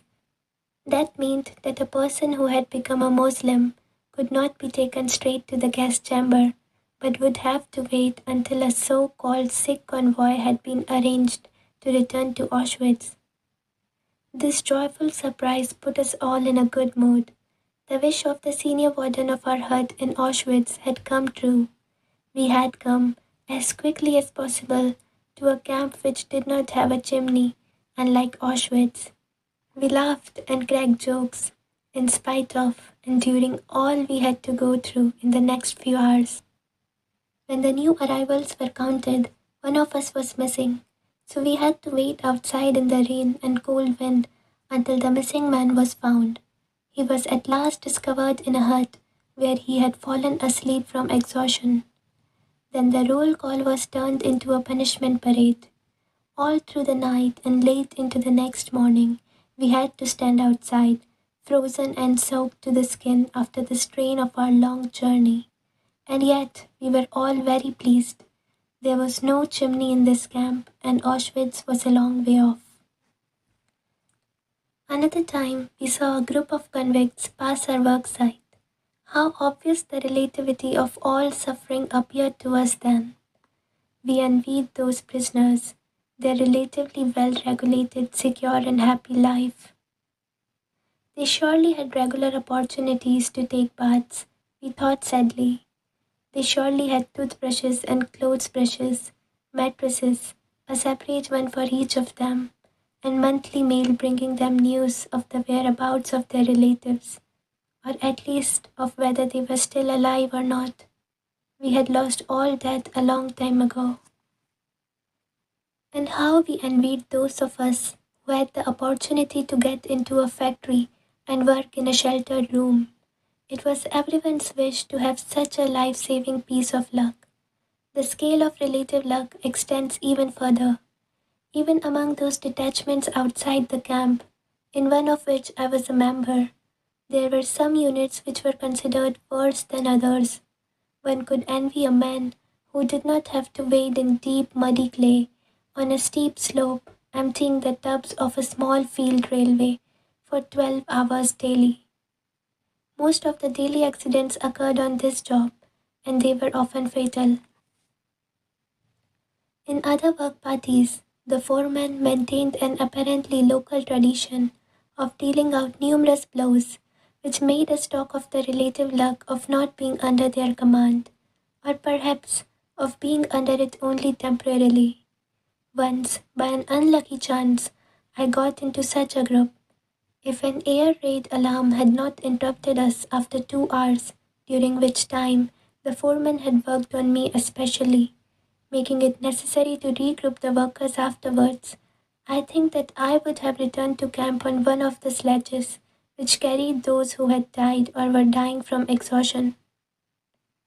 No one can imagine the relief that the siren can bring in such a situation. Not even a boxer, who has heard the bell signifying the finish of a round, and who is thus saved at the last minute from the danger of a knockout. We were grateful for the smallest of mercies. We were glad when there was time to delouse before going to bed, although in itself this was no pleasure, as it meant standing naked in an unheated hut where icicles hung from the ceiling. But we were thankful if there was no air raid alarm during this operation and the lights were not switched off. If we could not do the job properly, we were kept awake half the night. The meager pleasures of camp life provided a kind of negative happiness, freedom from suffering, as Schopenhauer put it, and even that in a relative way only. Real positive pleasures, even small ones, were very few. I remember drawing up a kind of balance sheet of pleasures one day and finding that in many, many past weeks I had experienced only 2 pleasurable moments. One occurred when, on returning from work, I was admitted to the cookhouse after a long wait and was assigned to the line filing up to prisoner cook F. He stood behind one of the huge pans and ladled soup into the bowls, which were held out to him by the prisoners who hurriedly filed past. He was the only cook who did not look at the man whose bowls he was filling, the only cook who dealt out the soup equally, regardless of recipient, and who did not make favorites of his personal friends or countrymen, picking out the potatoes for them, while the others got watery soup skimmed from the top. But it is not for me to pass judgment on those prisoners who put their own people above everyone else, who can throw a stone at a man who favors his friends under circumstances when sooner or later it is a question of life or death. No man should judge unless he asks himself in absolute honesty whether in a similar situation he might not have done the same. Long after I had resumed normal life again, that means a long time after my release from camp, somebody showed me an illustrated weekly with photographs of prisoners lying crowded on their bunks, staring dully at a visitor. Isn't this horrible? The dreadful staring faces, everything about it. Why? I asked, for I genuinely did not understand. For at that moment, I saw it all again. At 5 a.m., it was still pitch dark outside. I was lying on the hardboards in an earthen hut where about 70 of us were taken care of. We were sick and did not have to leave camp for work. We did not have to go on parade. We could lie all day in our little corner in the hut and doze and wait for the daily distribution of bread, which of course was reduced for the sick, and for the daily helping of soup, watered down and also decreased in quantity. But how content we were, happy in spite of everything, while we cowered against each other to avoid any unnecessary loss of warmth, and were too lazy and disinterested to move a finger unnecessarily. We heard shrill whistles and shouts from the square, where the night shift had just returned and was assembling for roll call. The door was flung open, and the snowstorm blew into our hut. An exhausted comrade, covered with snow, stumbled inside to sit down for a few minutes, but the senior warden turned him out again. It was strictly forbidden to admit a stranger to a hut while a checkup on the man was in progress. How sorry I was for that fellow, and how glad not to be in his skin at that moment, but instead to be sick and able to doze on in the sick quarters. What a lifesaver it was to have 2 days there, and perhaps even 2 extra days after those. All this came to my mind when I saw the photographs in the magazine. When I explained, my listeners understood why I did not find the photographs so terrible. The people shown on it might not have been so unhappy after all. On my 4th day in the sick quarters, I had just been detailed to the night shift when the chief doctor rushed in and asked me to volunteer for medical duties in another camp containing typhus patients. Against the urgent advice of my friends, and despite the fact that almost none of my colleagues offered their services, I decided to volunteer. I knew that in a working party, I would die in a short time. But if I had to die, there might at least be some sense in my death. I thought that it would doubtless be more to the purpose to try and help my comrades as a doctor than to vegetate or finally lose my life as the unproductive laborer that I was then. For me, this was simple mathematics, not sacrifice, but secretly, the warrant officer from the sanitation squad had ordered that the 2 doctors who had volunteered for the typhus camp should be taken care of till they left. We looked so weak that he feared that he might have 2 additional corpses on his hands rather than 2 doctors. I mentioned earlier how everything that was not connected with the immediate task of keeping oneself and one's closest friends alive lost its value. Everything was sacrificed to this end. A man's character became involved to the point that he was caught in a mental turmoil which threatened all the values he held and threw them into doubt. Under the influence of a world which no longer recognized the value of human life and human dignity, which had robbed man of his will and had made him an object to be exterminated, having planned, however, to make full use of him first, to the last ounce of his physical resources. Under this influence, the personal ego finally suffered a loss of values. If the man in the concentration camp did not struggle against this in a last effort to save his self-respect, he lost the feeling of being an individual, a being with a mind, with inner freedom and personal value. He thought of himself then as only a part of an enormous mass of people. His existence descended to the level of animal life. The men were herded, sometimes to one place then to another, sometimes driven together, then apart, like a flock of sheep without a thought or a will of their own. A small but dangerous pack watched them from all sides, well versed in methods of torture and sadism. They drove the herd incessantly, backwards and forwards, with shouts, kicks, and blows, and we, the sheep, thought of two things only: how to evade the bad dogs and how to get a little food. Just like sheep that crowd timidly into the center of a herd, each of us tried to get into the middle of our formations. That gave one a better chance of avoiding the blows of the guards who were marching on either side and to the front and rear of our column. The central position had the added advantage of affording protection against the bitter winds. It was therefore, in an attempt to save one's own skin, that one literally tried to submerge into the crowd. This was done automatically in the formations, but at other times it was a very conscious effort on our part, in conformity with one of the camp's most imperative laws of self-preservation: do not be conspicuous. We tried at all times to avoid attracting the attention of the SS. There were times, of course, when it was possible and even necessary to keep away from the crowd. It is well known that an enforced community life, in which attention is paid to everything one does at all times, may result in an irresistible urge to get away, at least for a short while. The prisoner craved to be alone with himself and his thoughts. He yearned for privacy and for solitude. After my transportation to a so-called rest camp, I had the rare fortune to find solitude for about 5 minutes at a time. Behind the earthen hut where I worked, and in which were crowded about 50 delirious patients, there was a quiet spot in a corner of the double fence of barbed wire surrounding the camp.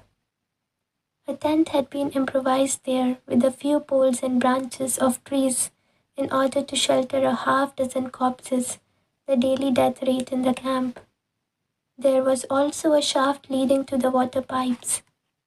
I squatted on the wooden lid of the shaft whenever my services were not needed. I just sat and looked out at the green flowering slopes and the distant blue hills of the Bavarian landscape, framed by the meshes of barbed wire. I dreamed longingly, and my thoughts wandered north and northeast in the direction of my home, but I could only see clouds. The corpses near me, crawling with lice, did not bother me. Only the steps of passing guards could rouse me from my dreams, or perhaps it would be a call to the sick bay or to collect a newly arrived supply of medicine for my hut, consisting of perhaps 5 or 10 tablets of aspirin to last for several days for 50 patients. I collected them and then did my rounds, feeling the patients' pulses and giving half tablets to the serious cases, but the desperately ill received no medicine. It would not have helped, and besides, it would have deprived those for whom there was still some hope. For light cases, I had nothing except perhaps a word of encouragement. In this way, I dragged myself from patient to patient, though I myself was weak and exhausted from a serious attack of typhus. Then I went back to my lonely place on the wood cover of the water shaft. This shaft, incidentally, once saved the lives of 3 fellow prisoners. Shortly before liberation, mass transports were organized to go to Dachau, and these 3 prisoners wisely tried to avoid the trip. They climbed down the shaft and hid there from the guards.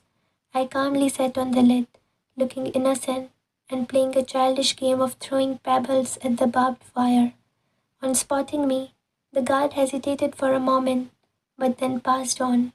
Soon I could tell the 3 men below that the worst danger was over. It is very difficult for an outsider to grasp how very little value was placed on human life in camp. The camp inmate was hardened, but possibly became more conscious of this complete disregard of human existence when a convoy of sick men was arranged. The emaciated bodies of the sick were thrown on 2-wheeled carts, which were drawn by prisoners for many miles, often through snowstorms, to the next camp. If one of the sick men had died before the cart left, he was thrown on anyway. The list had to be correct. The list was the only thing that mattered. A man counted only because he had a prison number. One literally became a number, dead or alive, that was unimportant. The life of a number was completely irrelevant. What stood behind that number and that life mattered even less. The fate, the history, the name of the man. In the transport of sick patients that I, in my capacity as a doctor, had to accompany from one camp in Bavaria to another, there was a young prisoner whose brother was not on the list and therefore would have to be left behind.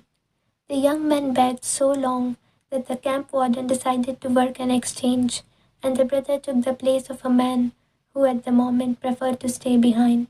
But the list had to be correct. That was easy. The brother just exchanged numbers with the other prisoner. As I have mentioned before, we had no documents. Everyone was lucky to own his body, which after all was still breathing. All else about us, that is, the rags hanging from our gaunt skeletons, was only of interest if we were assigned to a transport of sick patients. The departing Moslems were examined with unabashed curiosity to see whether their coats or shoes were not better than one's own. After all, their fates were sealed, but those who stayed behind in camp, who were still capable of some work, had to make use of every means to improve their chances of survival. They were not sentimental. The prisoners saw themselves completely dependent on the moods of the gods, playthings of fate, and this made them even less human than the circumstances warranted.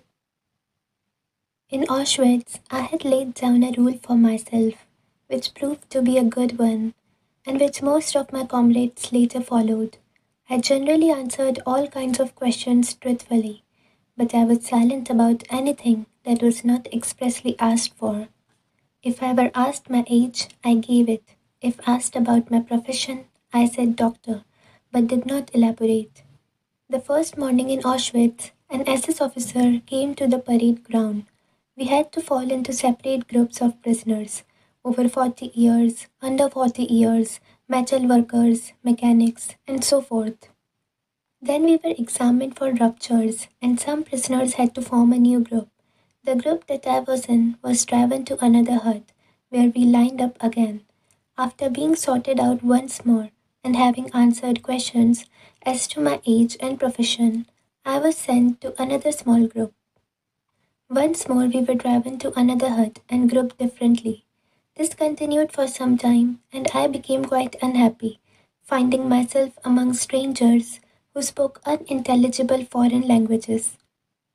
Then came the last selection, and I found myself back in the group that had been with me in the first hut. They had barely noticed that I had been sent from hut to hut in the meantime, but I was aware that in those few minutes fate had passed me in many different forms. When the transport of sick patients for the rest camp was organized, my name, that is my number, was put on the list, since a few doctors were needed, but no one was convinced that the destination was really a rest camp. A few weeks previously, the same transport had been prepared. Then, too, everyone had thought that it was destined for the gas ovens. When it was announced that anyone who volunteered for the dreaded night shift would be taken off the transport list, 82 prisoners volunteered immediately.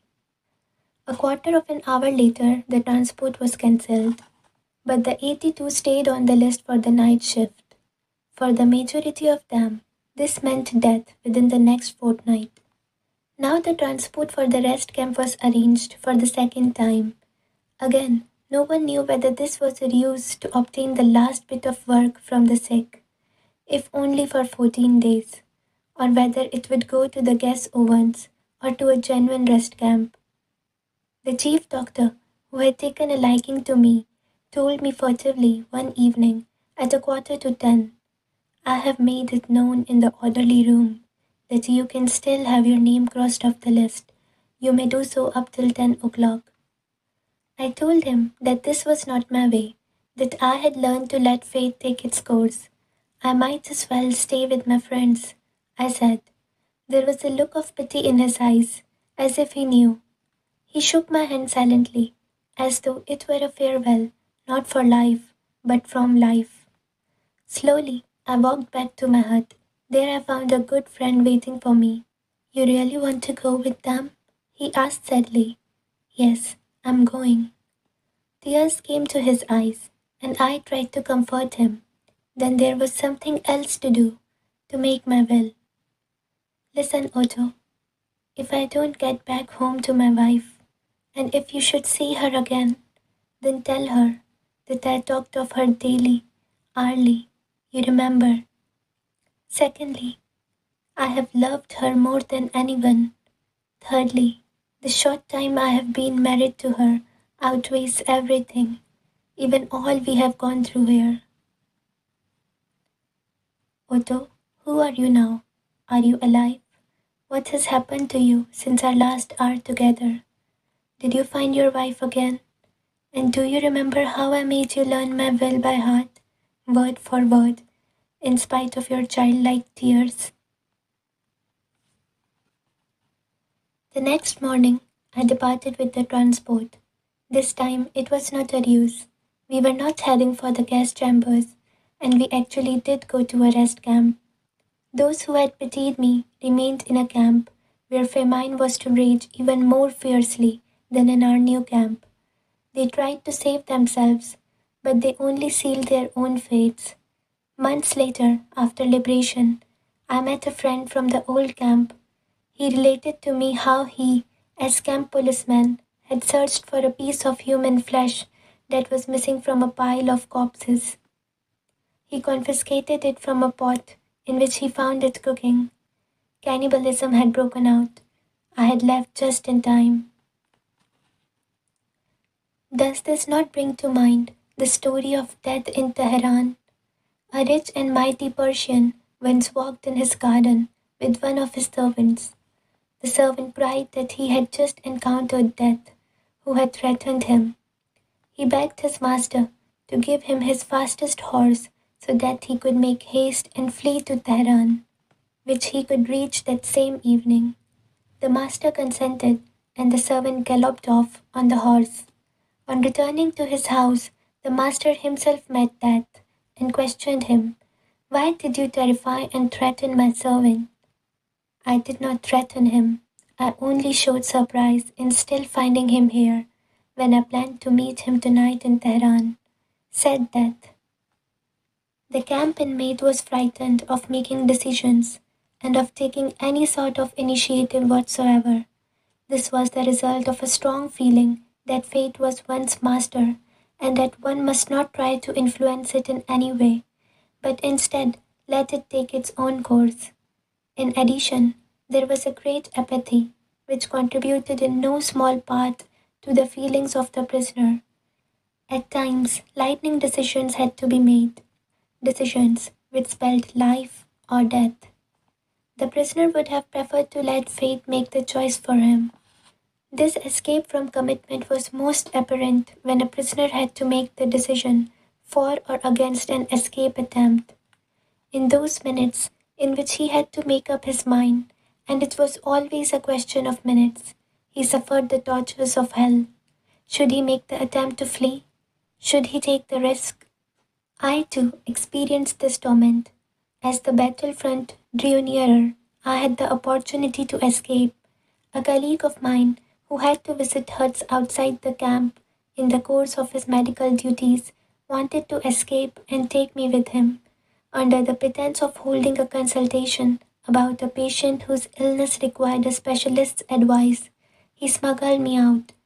Outside the camp, a member of a foreign resistance movement was to supply us with uniforms and documents.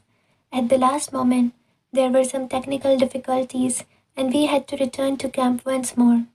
We used this opportunity to provide ourselves with provisions, a few rotten potatoes, and to look for a rucksack. We broke into an empty hut of the women's camp, which was vacant, as the women had been sent to another camp. The hut was in great disorder. It was obvious that many women had acquired supplies and fled. There were rags, straw, rotting food, and broken crockery. Some bowls were still in good condition and would have been very valuable to us, but we decided not to take them. We knew that lately, as conditions had become desperate, they had been used not only for food, but also as wash basins and chamber pots. There was a strictly enforced rule against having any kind of utensil in the hut. However, some people were forced to break this rule, especially the typhus patients, who were much too weak to go outside even with help. While I acted as a screen, my friend broke into the hut and returned shortly with a rucksack, which he hid under his coat. He had seen another one inside, which I was to take, so we changed places and I went in. As I searched in the rubbish, finding the rucksack and even a toothbrush, I suddenly saw, among all the things that had been left behind, the body of a woman.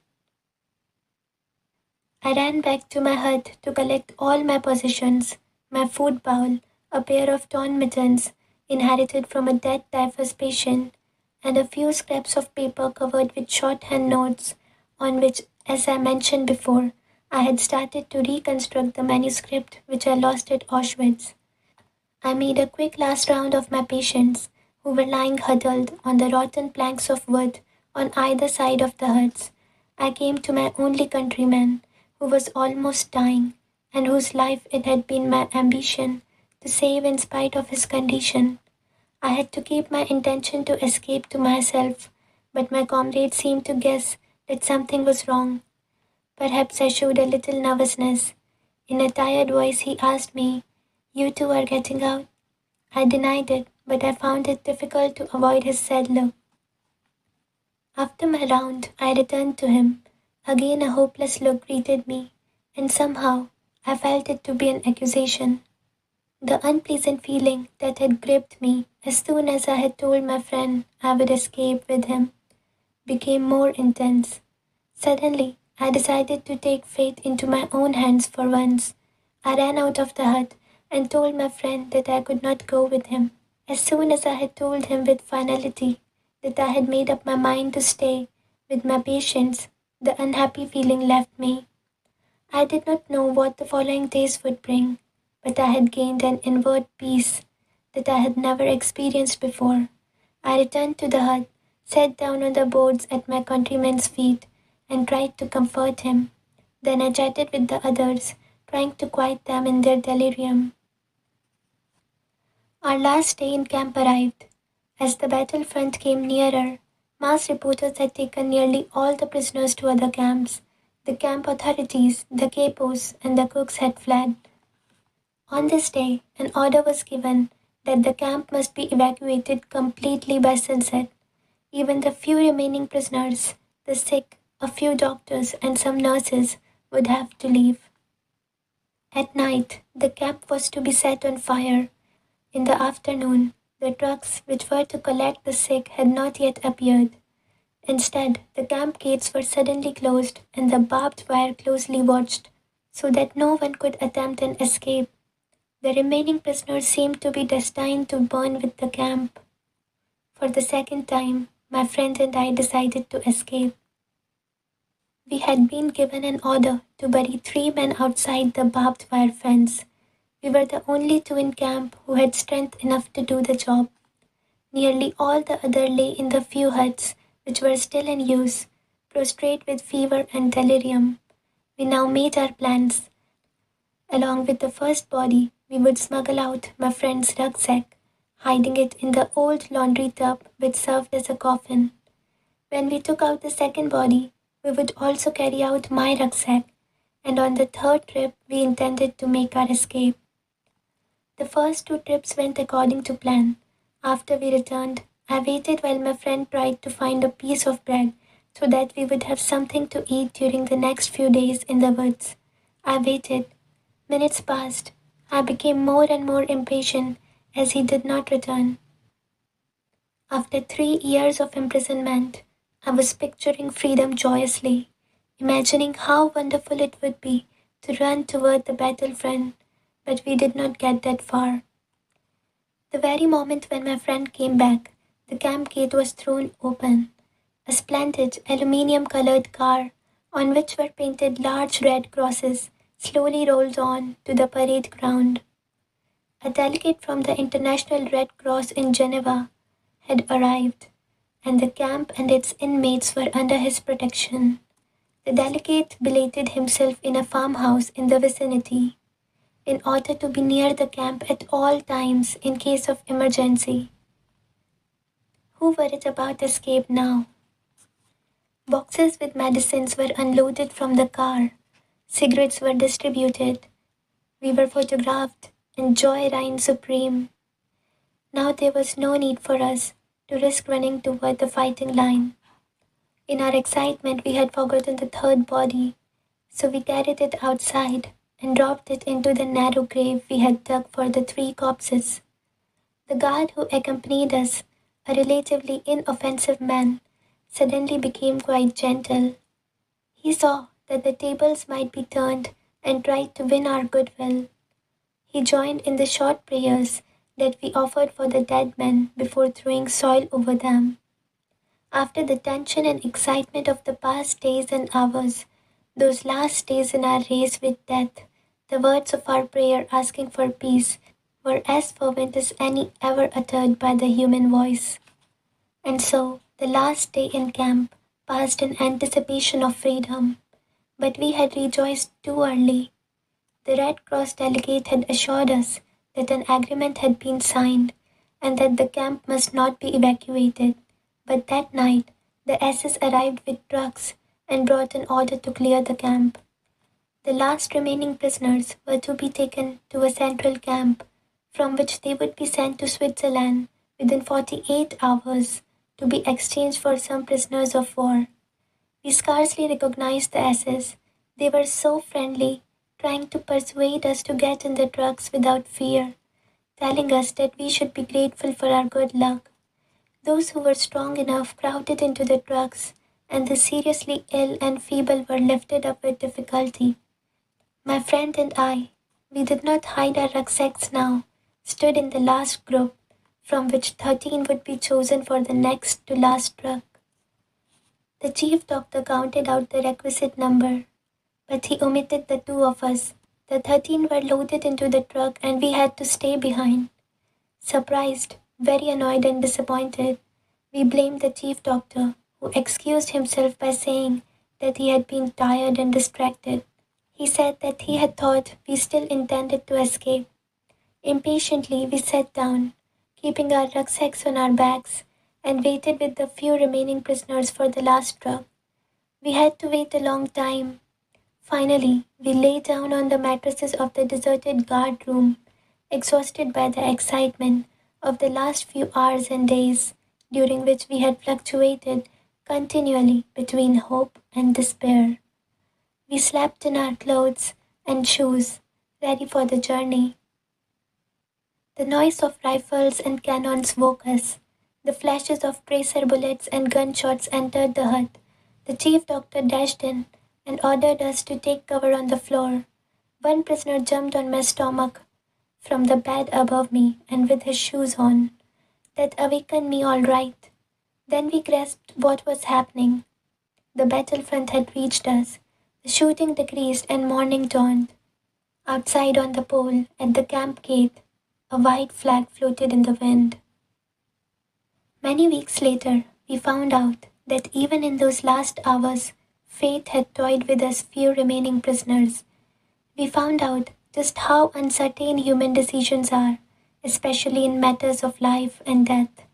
I was confronted with photographs which had been taken in a small camp not far from ours.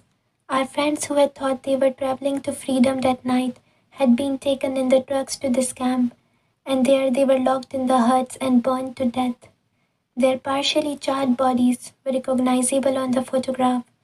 I thought again of death in Tehran. Apart from its role as a defensive mechanism, the prisoner's apathy was also the result of other factors. Hunger and lack of sleep contributed to it, as they do in normal life also, and to the general irritability which was another characteristic of the prisoner's mental state.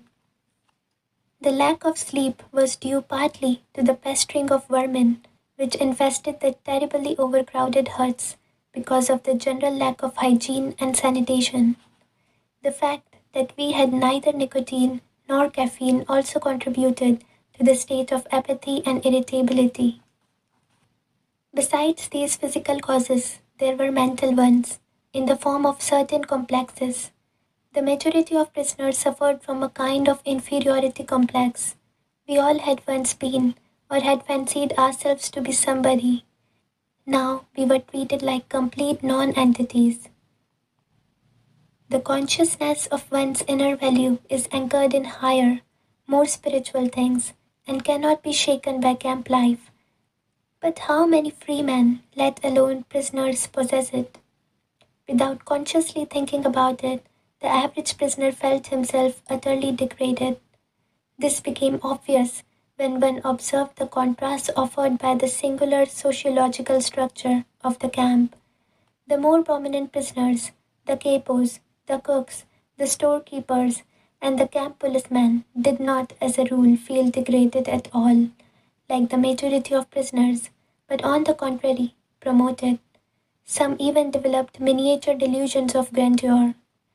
The mental reaction of the envious and grumbling majority toward this favored minority found expression in several ways, sometimes in jokes. For instance, I heard one prisoner talk to another about a capo, saying, "Imagine, I knew that man when he was only the president of a large bank. Isn't it fortunate that he has risen so far in the world?" Whenever the degraded majority and the promoted minority came into conflict, and there were plenty of opportunities for this, starting with the distribution of food, the results were explosive. Therefore, the general irritability, whose physical causes were discussed before, became most intense when these mental tensions were added. It is not surprising that this tension often ended in a general fight. Since the prisoner continually witnessed scenes of beatings, the impulse toward violence was increased. I myself felt my fists clench when anger came over me while I was famished and tired. I was usually very tired since we had to stoke our stove, which we were allowed to keep in our hut for the typhus patients throughout the nights. However, some of the most idyllic hours I have ever spent were in the middle of the night, when all the others were delirious or sleeping. I could lie stretched out in front of the stove and roast a few pilfered potatoes in a fire made from stolen charcoal, but the following day I always felt even more tired, insensitive, and irritable. While I was working as a doctor in the typhus block, I also had to take the place of the senior block warden who was ill. Therefore, I was responsible to the camp authority for keeping the hut clean, if clean can be used to describe such a condition. The pretense at inspection to which the hut was frequently submitted was more for the purpose of torture than of hygiene. More food and a few drugs would have helped, but the only concern of the inspectors was whether a piece of straw was left in the center corridor, or whether the dirty, ragged, and verminous blankets of the patients were tucked in nearly at their feet. As to the fate of the inmates, they were quite unconcerned. If I reported smartly, whipping my prison cap from my shorn head and clicking my heels, hut number 6 by 9, 52 patients, 2 nursing orderlies, and 1 doctor, they were satisfied, and then they would leave. But until they arrived, often they were hours later than announced, and sometimes did not come at all. I was forced to keep straightening blankets, picking up bits of straw which fell from the bunks, and shouting at the poor devils who tossed in their beds and threatened to upset all my efforts at tidiness and cleanliness. Apathy was particularly increased among the feverish patients, so that they did not react at all unless they were shouted at. Even this failed at times, and then it took tremendous self-control not to strike them, for one's own irritability took on enormous proportions in the face of the other's apathy, and especially in the face of the danger, that is, the approaching inspection, which was caused by it. In attempting this psychological presentation and a psychopathological explanation of the typical characteristics of a concentration camp inmate, I may give the impression that the human being is completely and unavoidably influenced by his surroundings. In this case, the surroundings being the unique structure of camp life, which forced the prisoner to convert his conduct to a certain set pattern. But what about human liberty? Is there no spiritual freedom in regard to behavior and reaction to any given surroundings? Is that theory true, which would have us believe that man is no more than a product of many conditional and environmental factors, be they of a biological, psychological, or sociological nature? Is man but an accidental product of these? Most important, do the prisoner's reaction to the singular world of the concentration camp prove that man cannot escape the influences of his surroundings? Does man have no choice of action in the face of such circumstances? We can answer these questions from experience as well as on principle. The experiences of camp life show that man does have a choice of action. There were enough examples, often of a heroic nature, which proved that apathy could be overcome, irritability suppressed. Man can preserve a vestige of spiritual freedom, of independence of mind, even in such terrible conditions of psychic and physical stress. We who lived in concentration camps can remember the men who walked through the huts comforting others, giving away their last piece of bread. They may have been few in number, but they offer sufficient proof that everything can be taken from a man but one thing, the last of the human freedoms, to choose one's attitude in any given set of circumstances, to choose one's own way. And there were always choices to make. Every day, every hour offered the opportunity to make a decision which determined whether you would or would not submit to those powers which threatened to rob you of your very self, your inner freedom, which determined whether or not you would become the plaything of circumstance, renouncing freedom and dignity to become molded into the form of the typical inmate. Seen from this point of view, the mental reactions of the inmates of a concentration camp must seem more to us than the mere expression of certain physical and sociological conditions. Even though conditions such as lack of sleep, insufficient food, and various mental stresses may suggest that the inmates were bound to react in certain ways, in the final analysis it becomes clear that the sort of person the prisoner became was the result of an inner decision and not the result of camp influences alone. Fundamentally, therefore, any man can, even under such circumstances, decide what shall become of him, mentally and spiritually. He may retain his human dignity even in a concentration camp. Dostoevsky said once, "There is only one thing that I dread, not to be worthy of my sufferings." These words frequently came to my mind after I became acquainted with those martyrs whose behavior in camp, whose suffering and death, bore witness to the fact that the last inner freedom cannot be lost. It can be said that they were worthy of their sufferings. The way they bore their sufferings was a genuine inner achievement. It is this spiritual freedom which cannot be taken away that makes life meaningful and purposeful. An active life serves the purpose of giving man the opportunity to realize values in creative work, while a passive life of enjoyment affords him the opportunity to obtain fulfillment in experiencing beauty, art, or nature. But there is also purpose in that life, which is almost barren of both creation and enjoyment, and which admits of but one possibility of high moral behavior, namely, in man's attitude to his existence, an existence restricted by external forces. A creative life and a life of enjoyment are banned to him, but not only creativeness and enjoyment are meaningful. If there is a meaning in life at all, then there must be a meaning in suffering. Suffering is an ineradicable part of life, even as fate and death. Without suffering and death, human life cannot be complete. The way in which a man accepts his fate and all the suffering it entails, the way in which he takes up his cross, gives him ample opportunity, even under the most difficult circumstances, to add a deeper meaning to his life. It may remain brave, dignified, and unselfish, or in the bitter fight for self-preservation, he may forget his human dignity and become no more than an animal.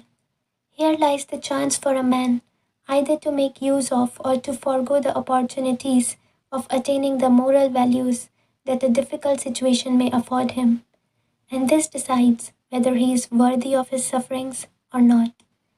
Do not think that these considerations are unworldly and too far removed from real life. It is true that only a few people are capable of researching such high moral standards.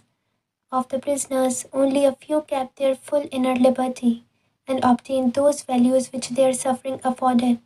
But even one such example is sufficient proof that man's inner strength may raise him above his outward faith. Such men are not only in concentration camps. Everywhere, man is confronted with fate, with the chance of achieving something through his own suffering. Take the fate of the sick, especially those who are incurable. I once read a letter written by a young invalid, in which he told a friend that he had just found out he would not live for long, that even an operation would be of no help.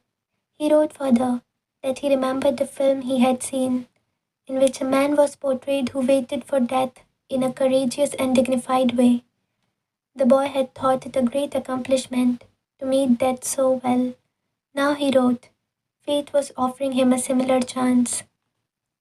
Those of us who saw the film called Resurrection, taken from a book by Tolstoy years ago, may have had similar thoughts. Here were great destinies and great men. For us at that time, there was no great fate. There was no chance to achieve such greatness. After the picture, we went to the nearest cafe, and over a cup of coffee and a sandwich, we forgot the strange metaphysical thoughts which for one moment had crossed our minds. But when we ourselves were confronted with a great destiny and faced with the decision of meeting it with equal spiritual greatness, by then we had forgotten our youthful resolutions of long ago, and we failed. Perhaps there came a day for some of us when we saw the same film again, or a similar one, but by then other pictures may have simultaneously unrolled before one's inner eye, pictures of people who attained much more in their lives than a sentimental film could show. Some details of a particular man's inner greatness may have come to one's mind, like the story of the young woman whose death I witnessed in a concentration camp. It is a simple story, there is little to tell, and it may sound as if I had invented it, but to me it seems like a poem. This young woman knew that she would die in the next few days, but when I talked to her, she was cheerful in spite of this knowledge. I'm grateful that fate has hit me so hard, she told me. In my former life, I was spoiled and did not take spiritual accomplishments seriously. Pointing through the window of the hut, she said, this tree here is the only friend I have in my loneliness. Through that window, she could see just one branch of a chestnut tree, and on the branch were two blossoms. I often talk to this tree, she said to me. I was startled and did not quite know how to take her words. Was she delirious? Did she have occasional hallucinations? Anxiously, I asked her if the tree replied, yes. What did it say to her? She answered, it said to me, I'm here, I'm here, I'm life, eternal life. We have stated that that which was ultimately responsible for the state of prisoner's inner self was not so much the enumerated psychological causes as it was the result of a free decision. Psychological observations of the prisoners have shown that only the men who allowed their inner hold on their mortal and spiritual selves to subside eventually fell victim to the camp's degenerating influences. The question now arises, what could or should have constituted this inner hold? Former prisoners, when writing or relating their experiences, agree that most depressing influence of all was that a prisoner could not know how long his term of imprisonment would be. He had been given no date for his release. In our camp, it was pointless even to talk about it. Actually, a prison term was not only uncertain, but unlimited. A well-known research psychologist has pointed out that life in a concentration camp could be called a provisional existence. We can add to this by defining it as a provisional existence of unknown limit. New arrivals usually knew nothing about the conditions at the camp. Those who had come back from other camps were obliged to keep silent, and from some camps no one had returned. On entering camp, a change took place in the minds of the men. With the end of uncertainty, there came the uncertainty of the end. It was impossible to foresee whether or when, if at all, this form of existence would end. The Latin word finis has two meanings, the end or the finish, and a goal to reach. A man who could not see the end of his provisional existence was not able to aim at an ultimate goal in life. He ceased living for the future, in contrast to a man in normal life. Therefore, the whole structure of his inner life changed. Signs of decay set in, which we know from other areas of life. The unemployed worker, for example, is in a similar position.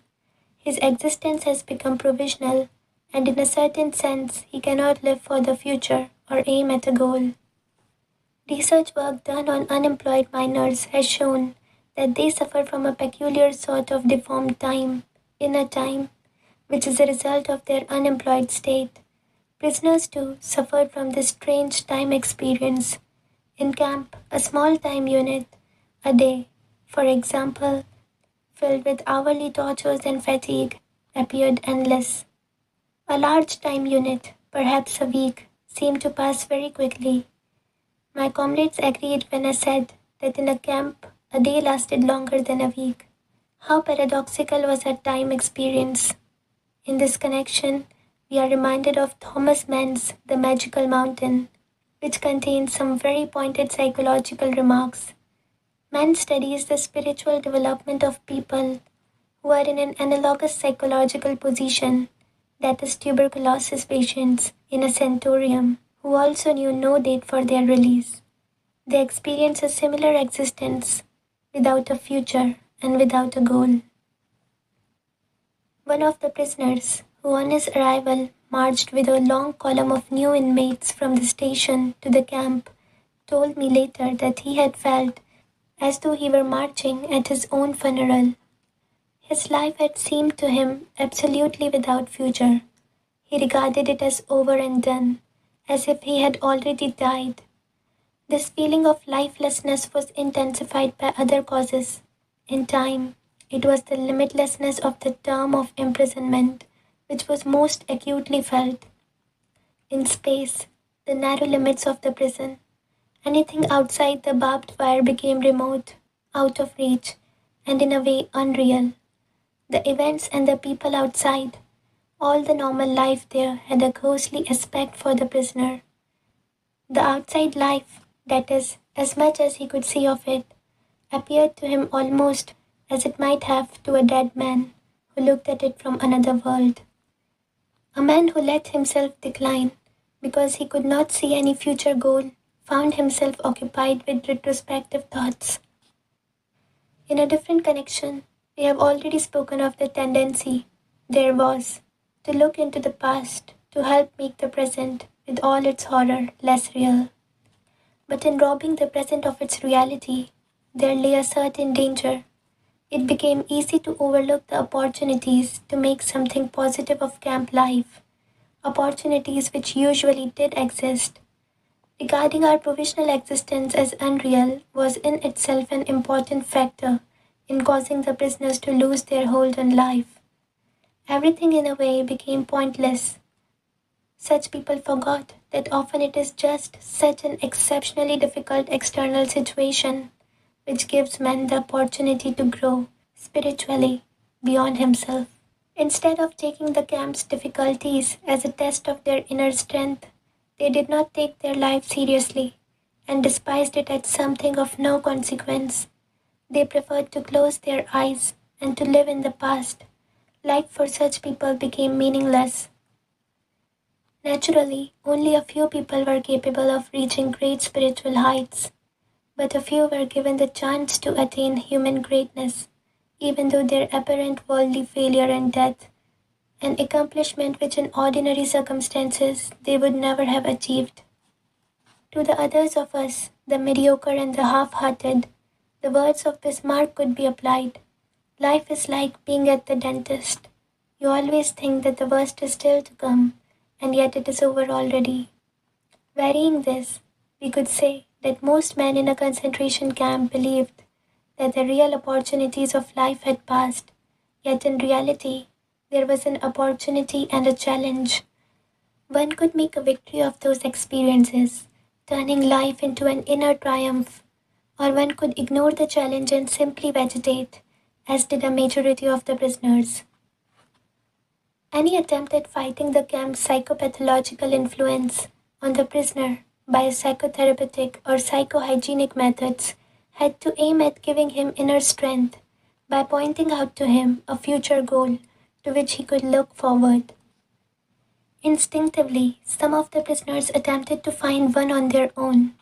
It is a peculiarity of man that he can only live by looking to the future, sub specie aeternitatis, and this is his salvation in the most difficult moments of his existence, although he sometimes has to force his mind to the task.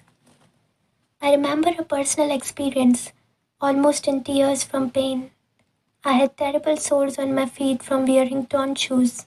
I limped a few kilometers with our long columns of men from the camp to our work site. Very cold, bitter wind struck us. I kept thinking of the endless little problems of our miserable life. What would there be to eat tonight? If a piece of sausage came as extra ration, should I exchange it for a piece of bread? Should I trade my last cigarette, which was left from a bonus I received a fortnight ago, for a bowl of soup? How could I get a piece of wire to replace the fragment which served as one of my shoelaces? Would I get to our work site in time to join my usual working party, or would I have to join another, which might have a brutal foreman? What could I do to get on good terms with the capo, who could help me to obtain work in camp instead of undertaking this horribly long daily march? I became disgusted with the state of affairs, which compelled me, daily and hourly, to think of only such trivial things. I forced my thoughts to turn to another subject. Suddenly, I saw myself standing on the platform of a well-lit, warm and pleasant lecture room. In front of me sat an attentive audience on comfortable upholstered seats. I was giving a lecture on the psychology of the concentration camp. All that oppressed me at that moment became objective, seen and described from the remote viewpoint of science. By this method, I succeeded somehow in rising above the situation, above the sufferings of the moment, and I observed them as if they were already of the past. Both I and my troubles became the object of an interesting psychoscientific study undertaken by myself. What does Spinoza say in his Ethics? Emotion, which is suffering, ceases to be suffering as soon as we form a clear and precise picture of it. The prisoner who had lost faith in the future, his future was doomed. With his loss of belief in the future, he also lost his spiritual hold. He let himself decline and became subject to mental and physical decay. Usually, this happened quite suddenly, in the form of a crisis, the symptoms of which were familiar to the experienced camp inmate. We all feared this moment, not for ourselves, which would have been pointless, but for our friends. Usually, it began with the prisoner refusing one morning to get dressed and wash or to go out on the parade grounds. No entreaties, no blows, no threats had any effect. He just lay there, hardly a moving. If this crisis was brought about by an illness, he refused to be taken to the sick bay or to do anything to help himself. He simply gave up. There he remained, lying in his own excreta, and nothing bothered him anymore. I once had a dramatic demonstration of the close link between the loss of faith in the future and this dangerous giving up. F, my senior block warden, a fairly well-known composer and a librettist, confided in me one day. I would like to tell you something, doctor. I have had a strange dream. A voice told me that I could wish for something, that I should only say what I wanted to know, and all my questions would be answered. What do you think? I asked. That I would like to know when the war would be over for me. You know what I mean, doctor? For me. I wanted to know when our camp would be liberated and our sufferings come to an end. And when did you have this dream? I asked. In February 1945, he answered. It was then the beginning of March. What did your dream voice answer? Furtively, he whispered to me, March 30th. When F told me about his dream, he was still full of hope and convinced that the voice of his dream would be right.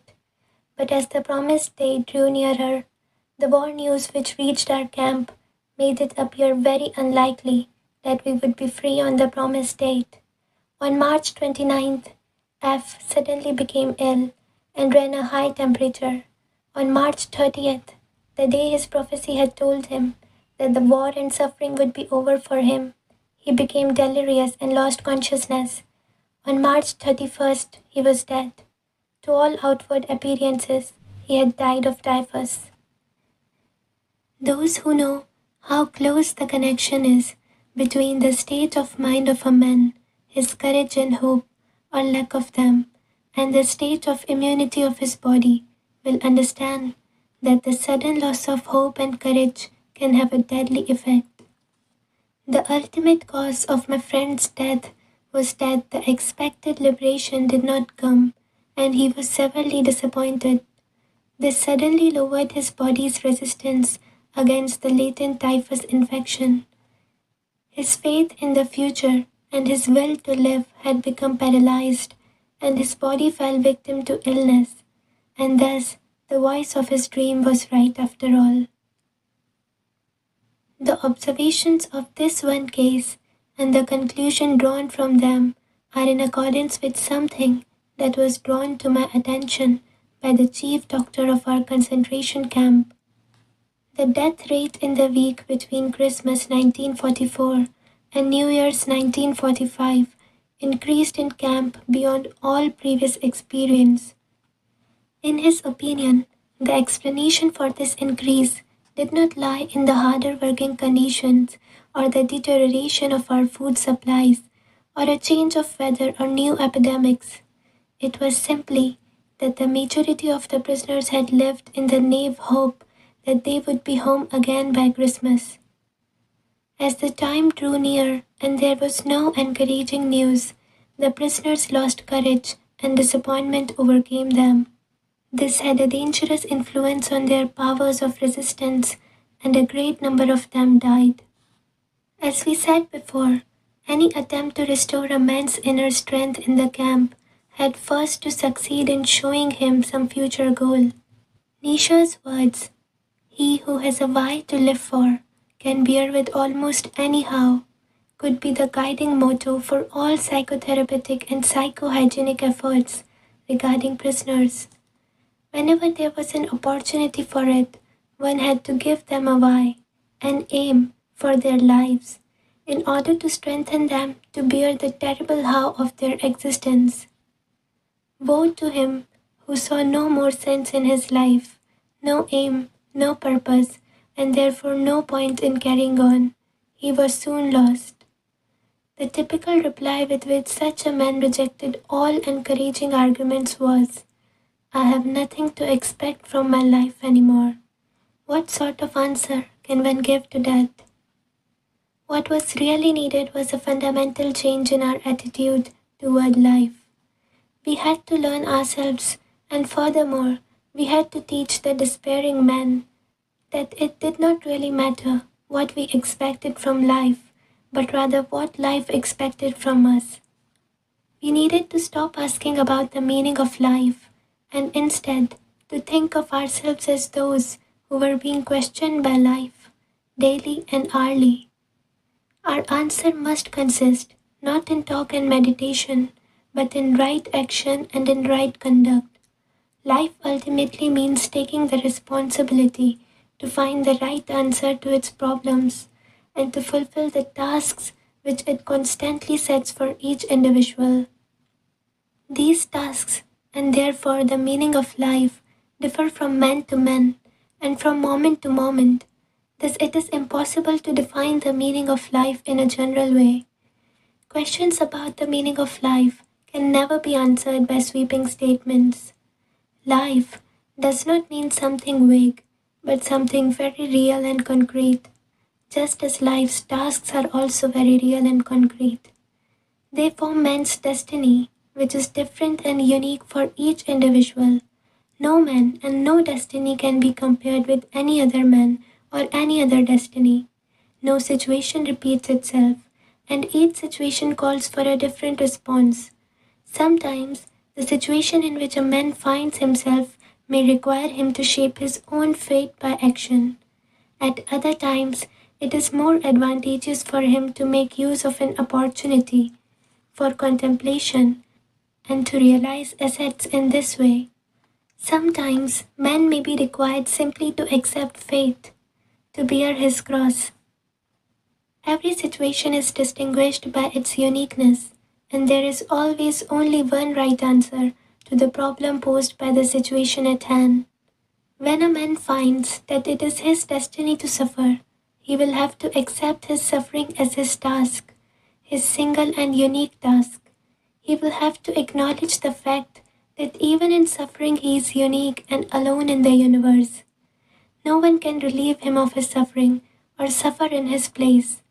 His unique opportunity lies in the way in which he bears his burden.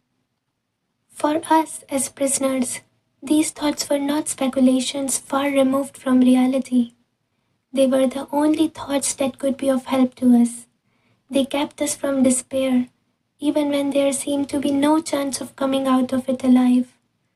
Long ago, we had passed the stage of asking what was the meaning of life, a naive query which understands life as the attaining of some aim through the active creation of something of value. For us, the meaning of life embraced the wider cycles of life and death, of suffering and of dying.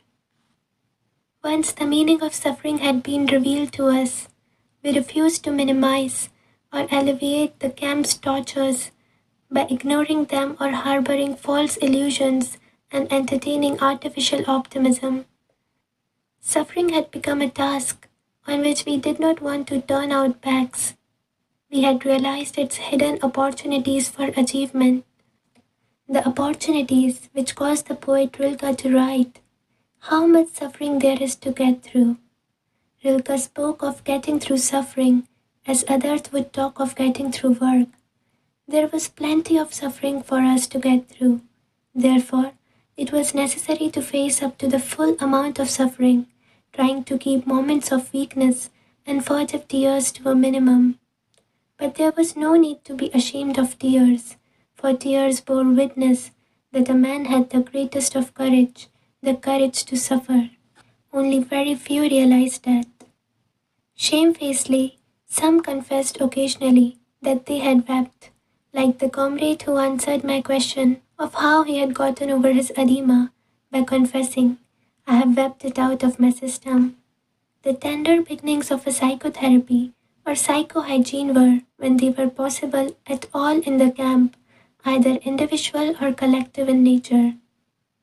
The individual psychotherapeutic attempts were often a kind of life-saving procedure. These efforts were usually concerned with the prevention of suicides. A very strict camp ruling forbade any efforts to save a man who attempted suicide. It was forbidden, for example, to cut down a man who was trying to hang himself. Therefore, it was all important to prevent these attempts from occurring. I remember 2 cases of would-be suicide, which bore a striking similarity to each other. Both men had talked of their intentions to commit suicide. Both used the typical argument. They had nothing more to expect from life. In both cases, it was a question of getting them to realize that life was still expecting something from them. Something in the future was expected of them. We found, in fact, that for the one it was his child, whom he adored, and who was waiting for him in a foreign country. For the other, it was a thing, not a person. This man was a scientist and had written a series of books which still needed to be finished. His work could not be done by anyone else, any more than another person could ever take the place of the father in his child's affections. This uniqueness and singleness which distinguishes each individual and gives a meaning to his existence has a bearing on creative work as much as it does on human love. When the impossibility of replacing a person is realized, it allows the responsibility which a man has for his existence and its continuance to appear in all its magnitude. A man who becomes conscious of the responsibility he bears toward a human being who affectionately waits for him or to an unfinished work will never be able to throw away his life. He knows the why for his existence and will be able to bear almost anyhow. The opportunities for collective psychotherapy were naturally limited in camp. The right example was more effective than words could ever be. A senior block warden who did not side with the authorities had, by his just and encouraging behavior, 1,000 opportunities to exert a far-reaching moral influence on those under his jurisdiction. The immediate influence of behavior is always more effective than that of words, but at times a word was effective too, when mental receptiveness had been intensified by some outer circumstances. I remember an incident when there was occasion for psychotherapeutic work on the inmates of a whole hut due to an intensification of their receptiveness because of a certain external situation. It had been a bad day. On parade, an announcement had been made about the many actions that would, from then on, be regarded as sabotage and therefore punishable by immediate death by hanging. Among these were crimes such as cutting small strips from our old blankets in order to improvise ankle supports, and very minor thefts. A few days previously, a semi-starved prisoner had broken into the potato store to steal a few pounds of potatoes. The theft had been discovered, and some prisoners had recognized the burglar. When the camp authorities heard about it, they ordered that the guilty man be given up to them, or the whole camp would starve for a day. Naturally, the 2,500 men preferred to fast. On the evening of this day of fasting, we lay in our earthen huts, in a very low mood. Very little was said, and every word sounded irritable. Then, to make matters even worse, the light went out. Tempers reached their lowest ebb, but our senior block warden was a wise man.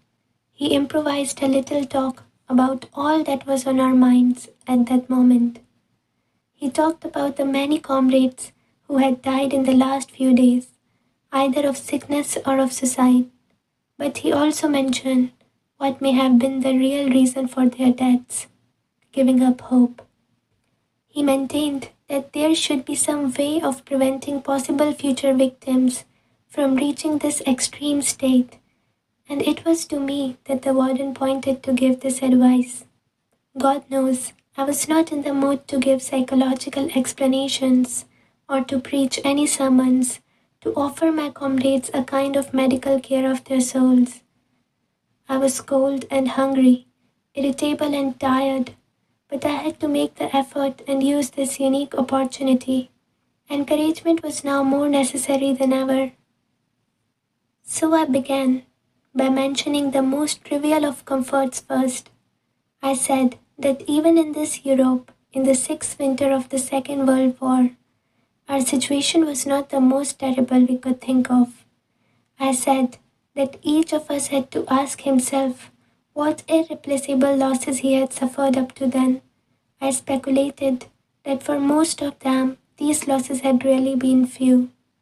Whoever was still alive had reason for hope. Health, family, happiness, professional abilities, fortune, position in society. All these were things that could be achieved again or restored. After all, we still had all our bones intact. Whatever we had gone through could still be an asset to us in the future. And I quoted from Nietzsche, "That which does not kill me makes me stronger." Then I spoke about the future. I said that to the impartial, the future must seem hopeless. I agreed that each of us could guess for himself how small were his chances of survival. I told them that although there was still no typhus epidemic in the camp, I estimated my own chances at about 1 in 20. But I also told them that, in spite of this, I had no intention of losing hope and giving up, for no man knew what the future would bring, much less the next hour. Even if we could not expect any sensational military events in the next few days, who knew better than we, with our experience of camps, how great chances sometimes opened up quite suddenly, at least for the individual. For instance, one might be attached unexpectedly to a special group with exceptionally good working conditions, for this was the kind of thing which constituted the luck of the prisoner. But I did not only talk of the future and the veil which was drawn over it. I also mentioned the past, all its joys, and how its light shone even in the present darkness.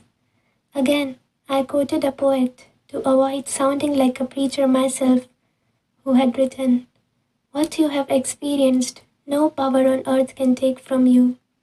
Not only our experiences, but all we have done, whatever great thoughts we may have had, and all we have suffered, all this is not lost. Though it is past, we have brought it into being. Having been is also a kind of being, and perhaps the surest kind. Then I spoke of the many opportunities of giving life a meaning. I told my comrades, who lay motionless, although occasionally a sigh could be heard, that human life, under any circumstances, never ceases to have a meaning, and that this infinite meaning of life includes suffering and dying, privation and death. I asked the poor creatures, who listened to me attentively in the darkness of the hut, to face up to the seriousness of our position. They must not lose hope, but should keep their courage in the certainty that the hopelessness of our struggle did not detract from its dignity and its meaning. I said that someone looks down on each of us in difficult hours, a friend, a wife, somebody alive or dead, or a God, and he would not expect us to disappoint him.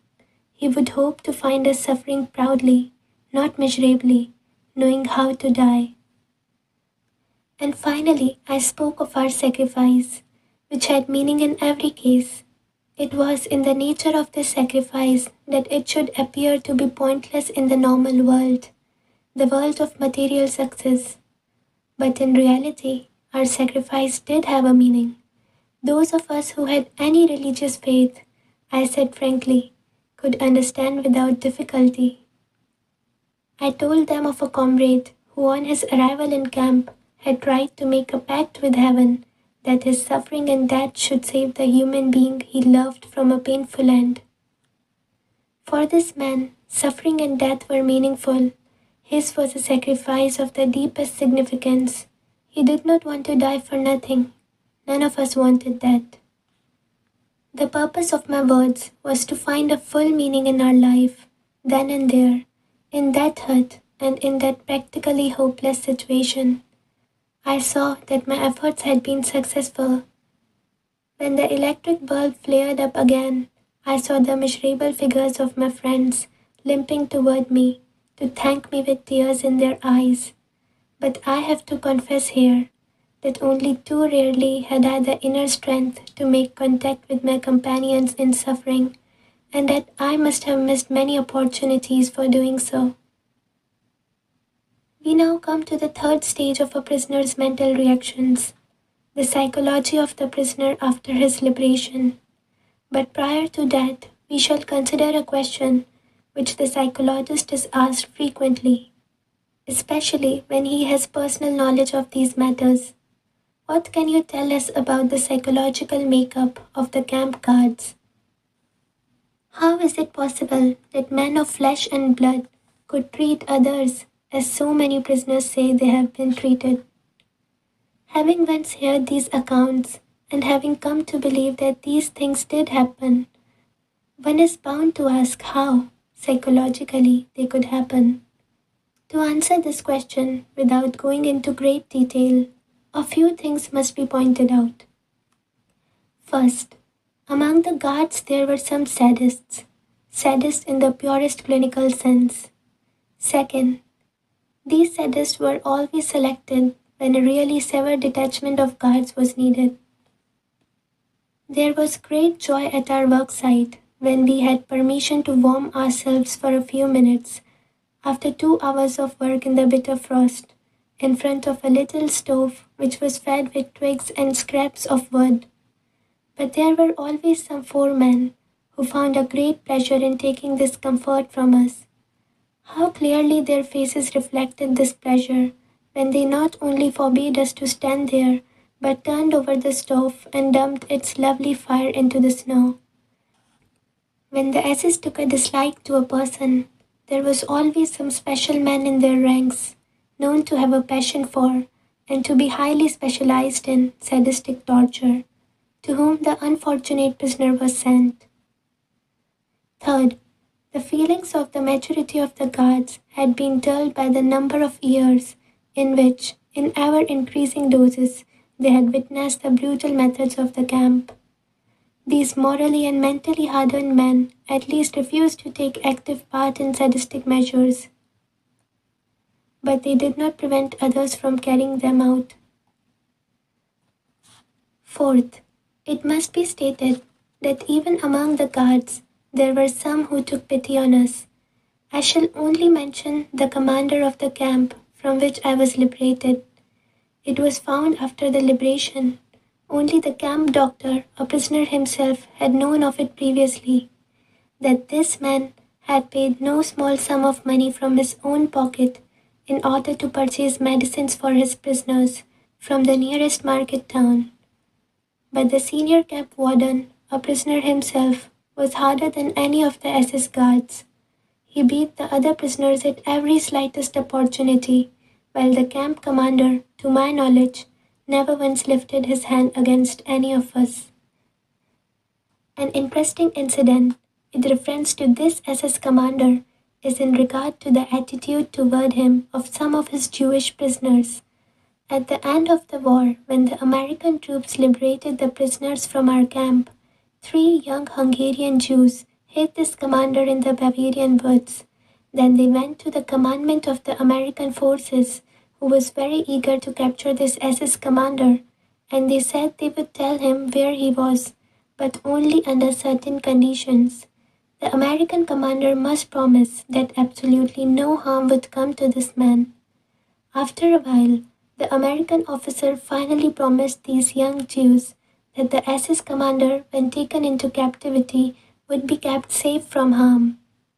Not only did the American officer keep his promise, but as a matter of fact, the former SS commander of this concentration camp was in a sense restored to his command, for he supervised the collection of clothing among the nearby Bavarian villages and its distribution to all of us who at that time still wore the clothes we had inherited from other inmates of Camp Auschwitz who were not as fortunate as we, having been sent to the gas chamber immediately upon their arrival at the railway station.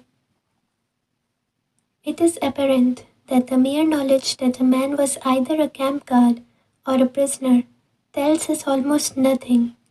Human kindness can be found in all groups, even those which as a whole it would be easy to condemn. The boundaries between groups overlapped, and we must not try to simplify matters by saying that these men were angels and those were devils. Certainly, it was a considerable achievement for a guard or foreman to be kind to the prisoners in spite of all the camp's influences, and on the other hand, the baseness of a prisoner who treated his own companions badly, was exceptionally contemptible. Obviously, the prisoners found the lack of character in such men especially upsetting, while they were profoundly moved by the smallest kindness received from any of the guards. I remember how one day a foreman secretly gave me a piece of bread which I knew he must have saved from his breakfast ration. It was far more than the small piece of bread, which moved me to tears at that time. It was the human something which this man also gave to me, the word and look which accompanied the gift. From all this, we may learn that there are two races of men in this world, but only those two, the race of the decent man and the race of the indecent man. Both are found everywhere. They penetrate into all groups of society. No group consists entirely of decent or indecent people. In this sense, no group is of pure race, and therefore one occasionally found a decent fellow among the camp guards. Life in a concentration camp tore open the human soul and exposed its depths. It is surprising that in those depths we again found only human qualities, which in their very nature were a mixture of good and evil.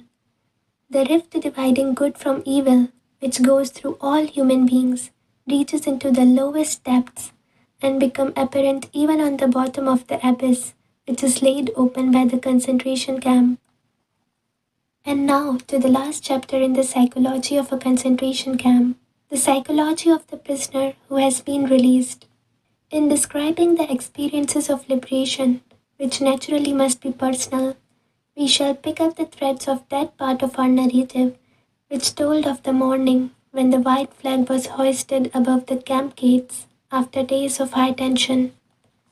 This state of inner suspense was followed by total relaxation, but it would be quite wrong to think that we went mad with joy. What then did happen? With tired steps, we prisoners dragged ourselves to the camp gates. Timidly, we looked around and glanced at each other questioningly. Then we ventured a few steps out of camp.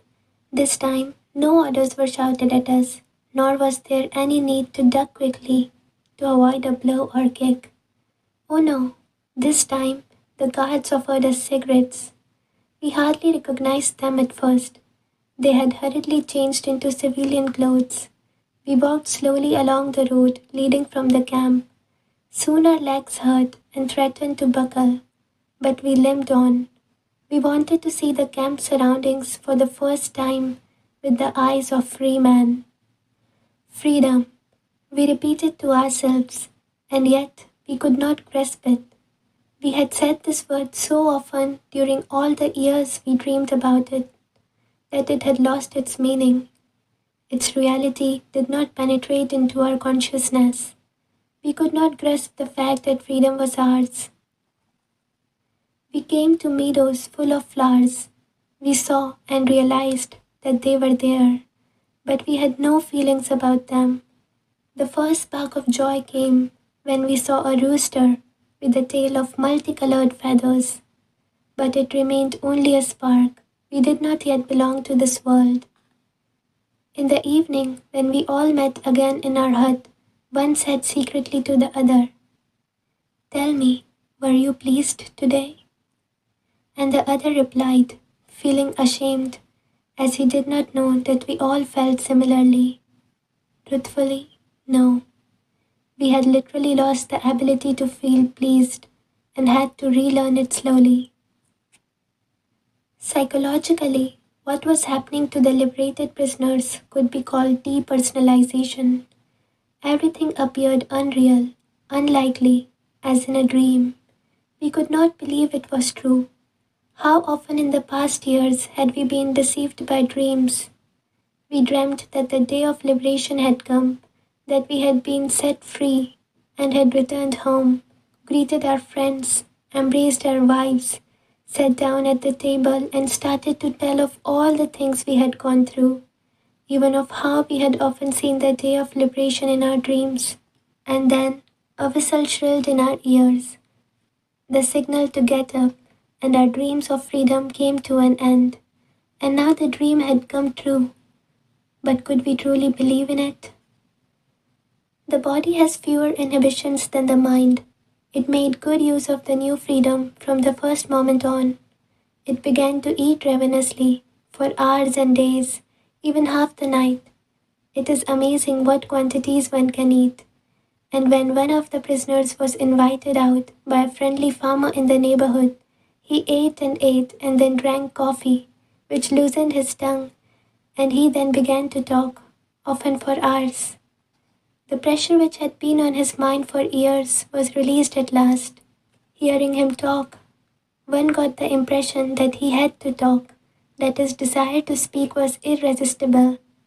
I have known people who have been under heavy pressure only for a short time, for example, through a cross-examination by the Gestapo, to have similar reactions.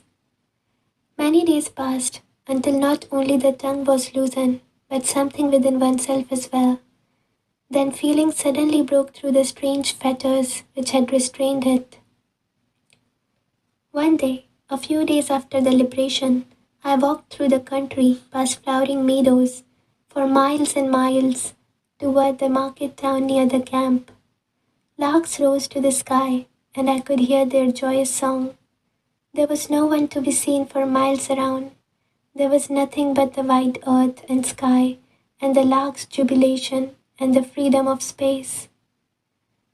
I stopped, looked around, and up to the sky, and then I went down on my knees. At that moment, there was very little I knew of myself or of the world. I had but one sentence in mind, always the same.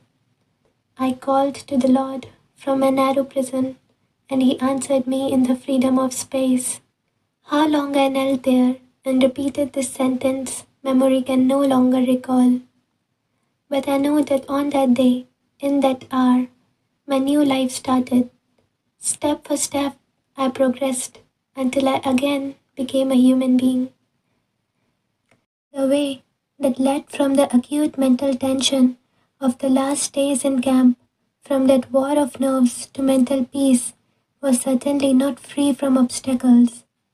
It would be an error to think that a liberated prisoner was not in need of spiritual care anymore. We have to consider that a man who has been under such enormous mental pressure for such a long time is naturally in some danger after his liberation, especially since the pressure was released quite suddenly. This danger, in the sense of psychological hygiene, is the psychological counterpart of the bends. Just as the physical health of the Caucasian worker would be endangered if he left his diverse chamber suddenly, where he is under enormous atmospheric pressure, so the man who has suddenly been liberated from mental pressure can suffer damage to his moral and spiritual health. During this psychological phase, one observed that people with natures of a more primitive kind could not escape the influences of the brutality which had surrounded them in camp life. Now, being free, they thought they could use their freedom licentiously and ruthlessly. The only thing that had changed for them was that they were now the oppressors instead of the oppressed. They became instigators, not objects, of willful force and injustice. They justified their behavior by their own terrible experiences. This was often revealed in apparently insignificant events. A friend was walking across a field with me toward the camp when suddenly we came to a field of green crops. Automatically, I avoided it, but he drew his arm through mine and dragged me through it. I stammered something about not treading down the young crops. He became annoyed, gave me an angry look, and shouted, "You don't say! And hasn't enough been taken from us? My wife and child have been gassed, not to mention everything else, and you would forbid me to tread on a few stalks of oats?" Only slowly could these men be guided back to the commonplace truth that no one has the right to do wrong, not even if wrong has been done to them. We had to strive to let them back to this truth, or the consequences would have been much worse than the loss of a few thousand stalks of oats. I can still see the prisoner who rolled up his shirt sleeves, thrust his right hand under my nose, and shouted, "May this hand be cut off if I don't stain it with blood on the day when I get home." I want to emphasize that the man who said these words was not a bedfellow. He had been the best of comrades in camp and afterwards. Apart from the moral deformity resulting from the sudden release of mental pressure, there were two other fundamental experiences which threatened to damage the character of the liberated prisoner: bitterness and disillusionment when he returned to his former life. Bitterness was caused by a number of things he came up against in his former hometown. When, on his return, a man found that in many places he was met only with a shrug of the shoulders and with hackneyed phrases, and he tended to become bitter and to ask himself why he had gone through all that he had when he heard the same phrases nearly everywhere. We did not know about it, and we too have suffered. Then he asked himself, have they really nothing better to say to me? The experience of disillusionment is different. Here, it was not one's fellow men whose superficiality and lack of feeling was so disgusting that one finally felt like creeping into a hole and neither hearing nor seeing human beings anymore, but fate itself, which seemed so cruel. A man who for years had thought he had reached the absolute limit of all possible suffering, now found that suffering has no limits, and that he could suffer still more, and still more intensely. When we spoke about attempts to give a man in camp mental courage, we said that he had to be shown something to look forward to in the future. He had to be reminded that life still waited for him, that a human being waited for his return. But after liberation, there were some men who found that no one awaited them. Woe to him who found that the person whose memory alone had given him courage in camp did not exist anymore. Woe to him who, when the day of his dreams finally came, found it so different from all he had longed for.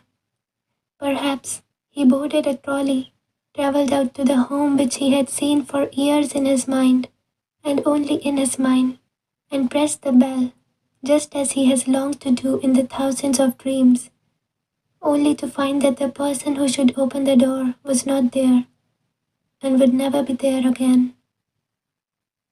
We all said to each other in camp that there could be no earthly happiness which could compensate for all we had suffered. We were not hoping for happiness. It was not that which gave us courage and gave meaning to our suffering, our sacrifices, and our dying. And yet we were not prepared for unhappiness. This disillusionment, which awaited not a small number of prisoners, was an experience which these men have found very hard to get over, and which, for a psychiatrist, is also very difficult to help them overcome. But this must not be a discouragement to him. On the contrary, it should provide an added stimulus. But for every one of the liberated prisoners, the day comes when, looking back on his camp experiences, he can no longer understand how he endured it all.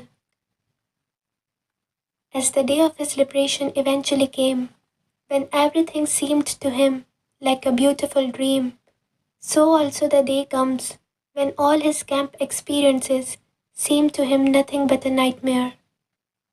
The crowning experience of all, for the homecoming man, is the wonderful feeling that, after all he has suffered, there is nothing he need fear anymore, except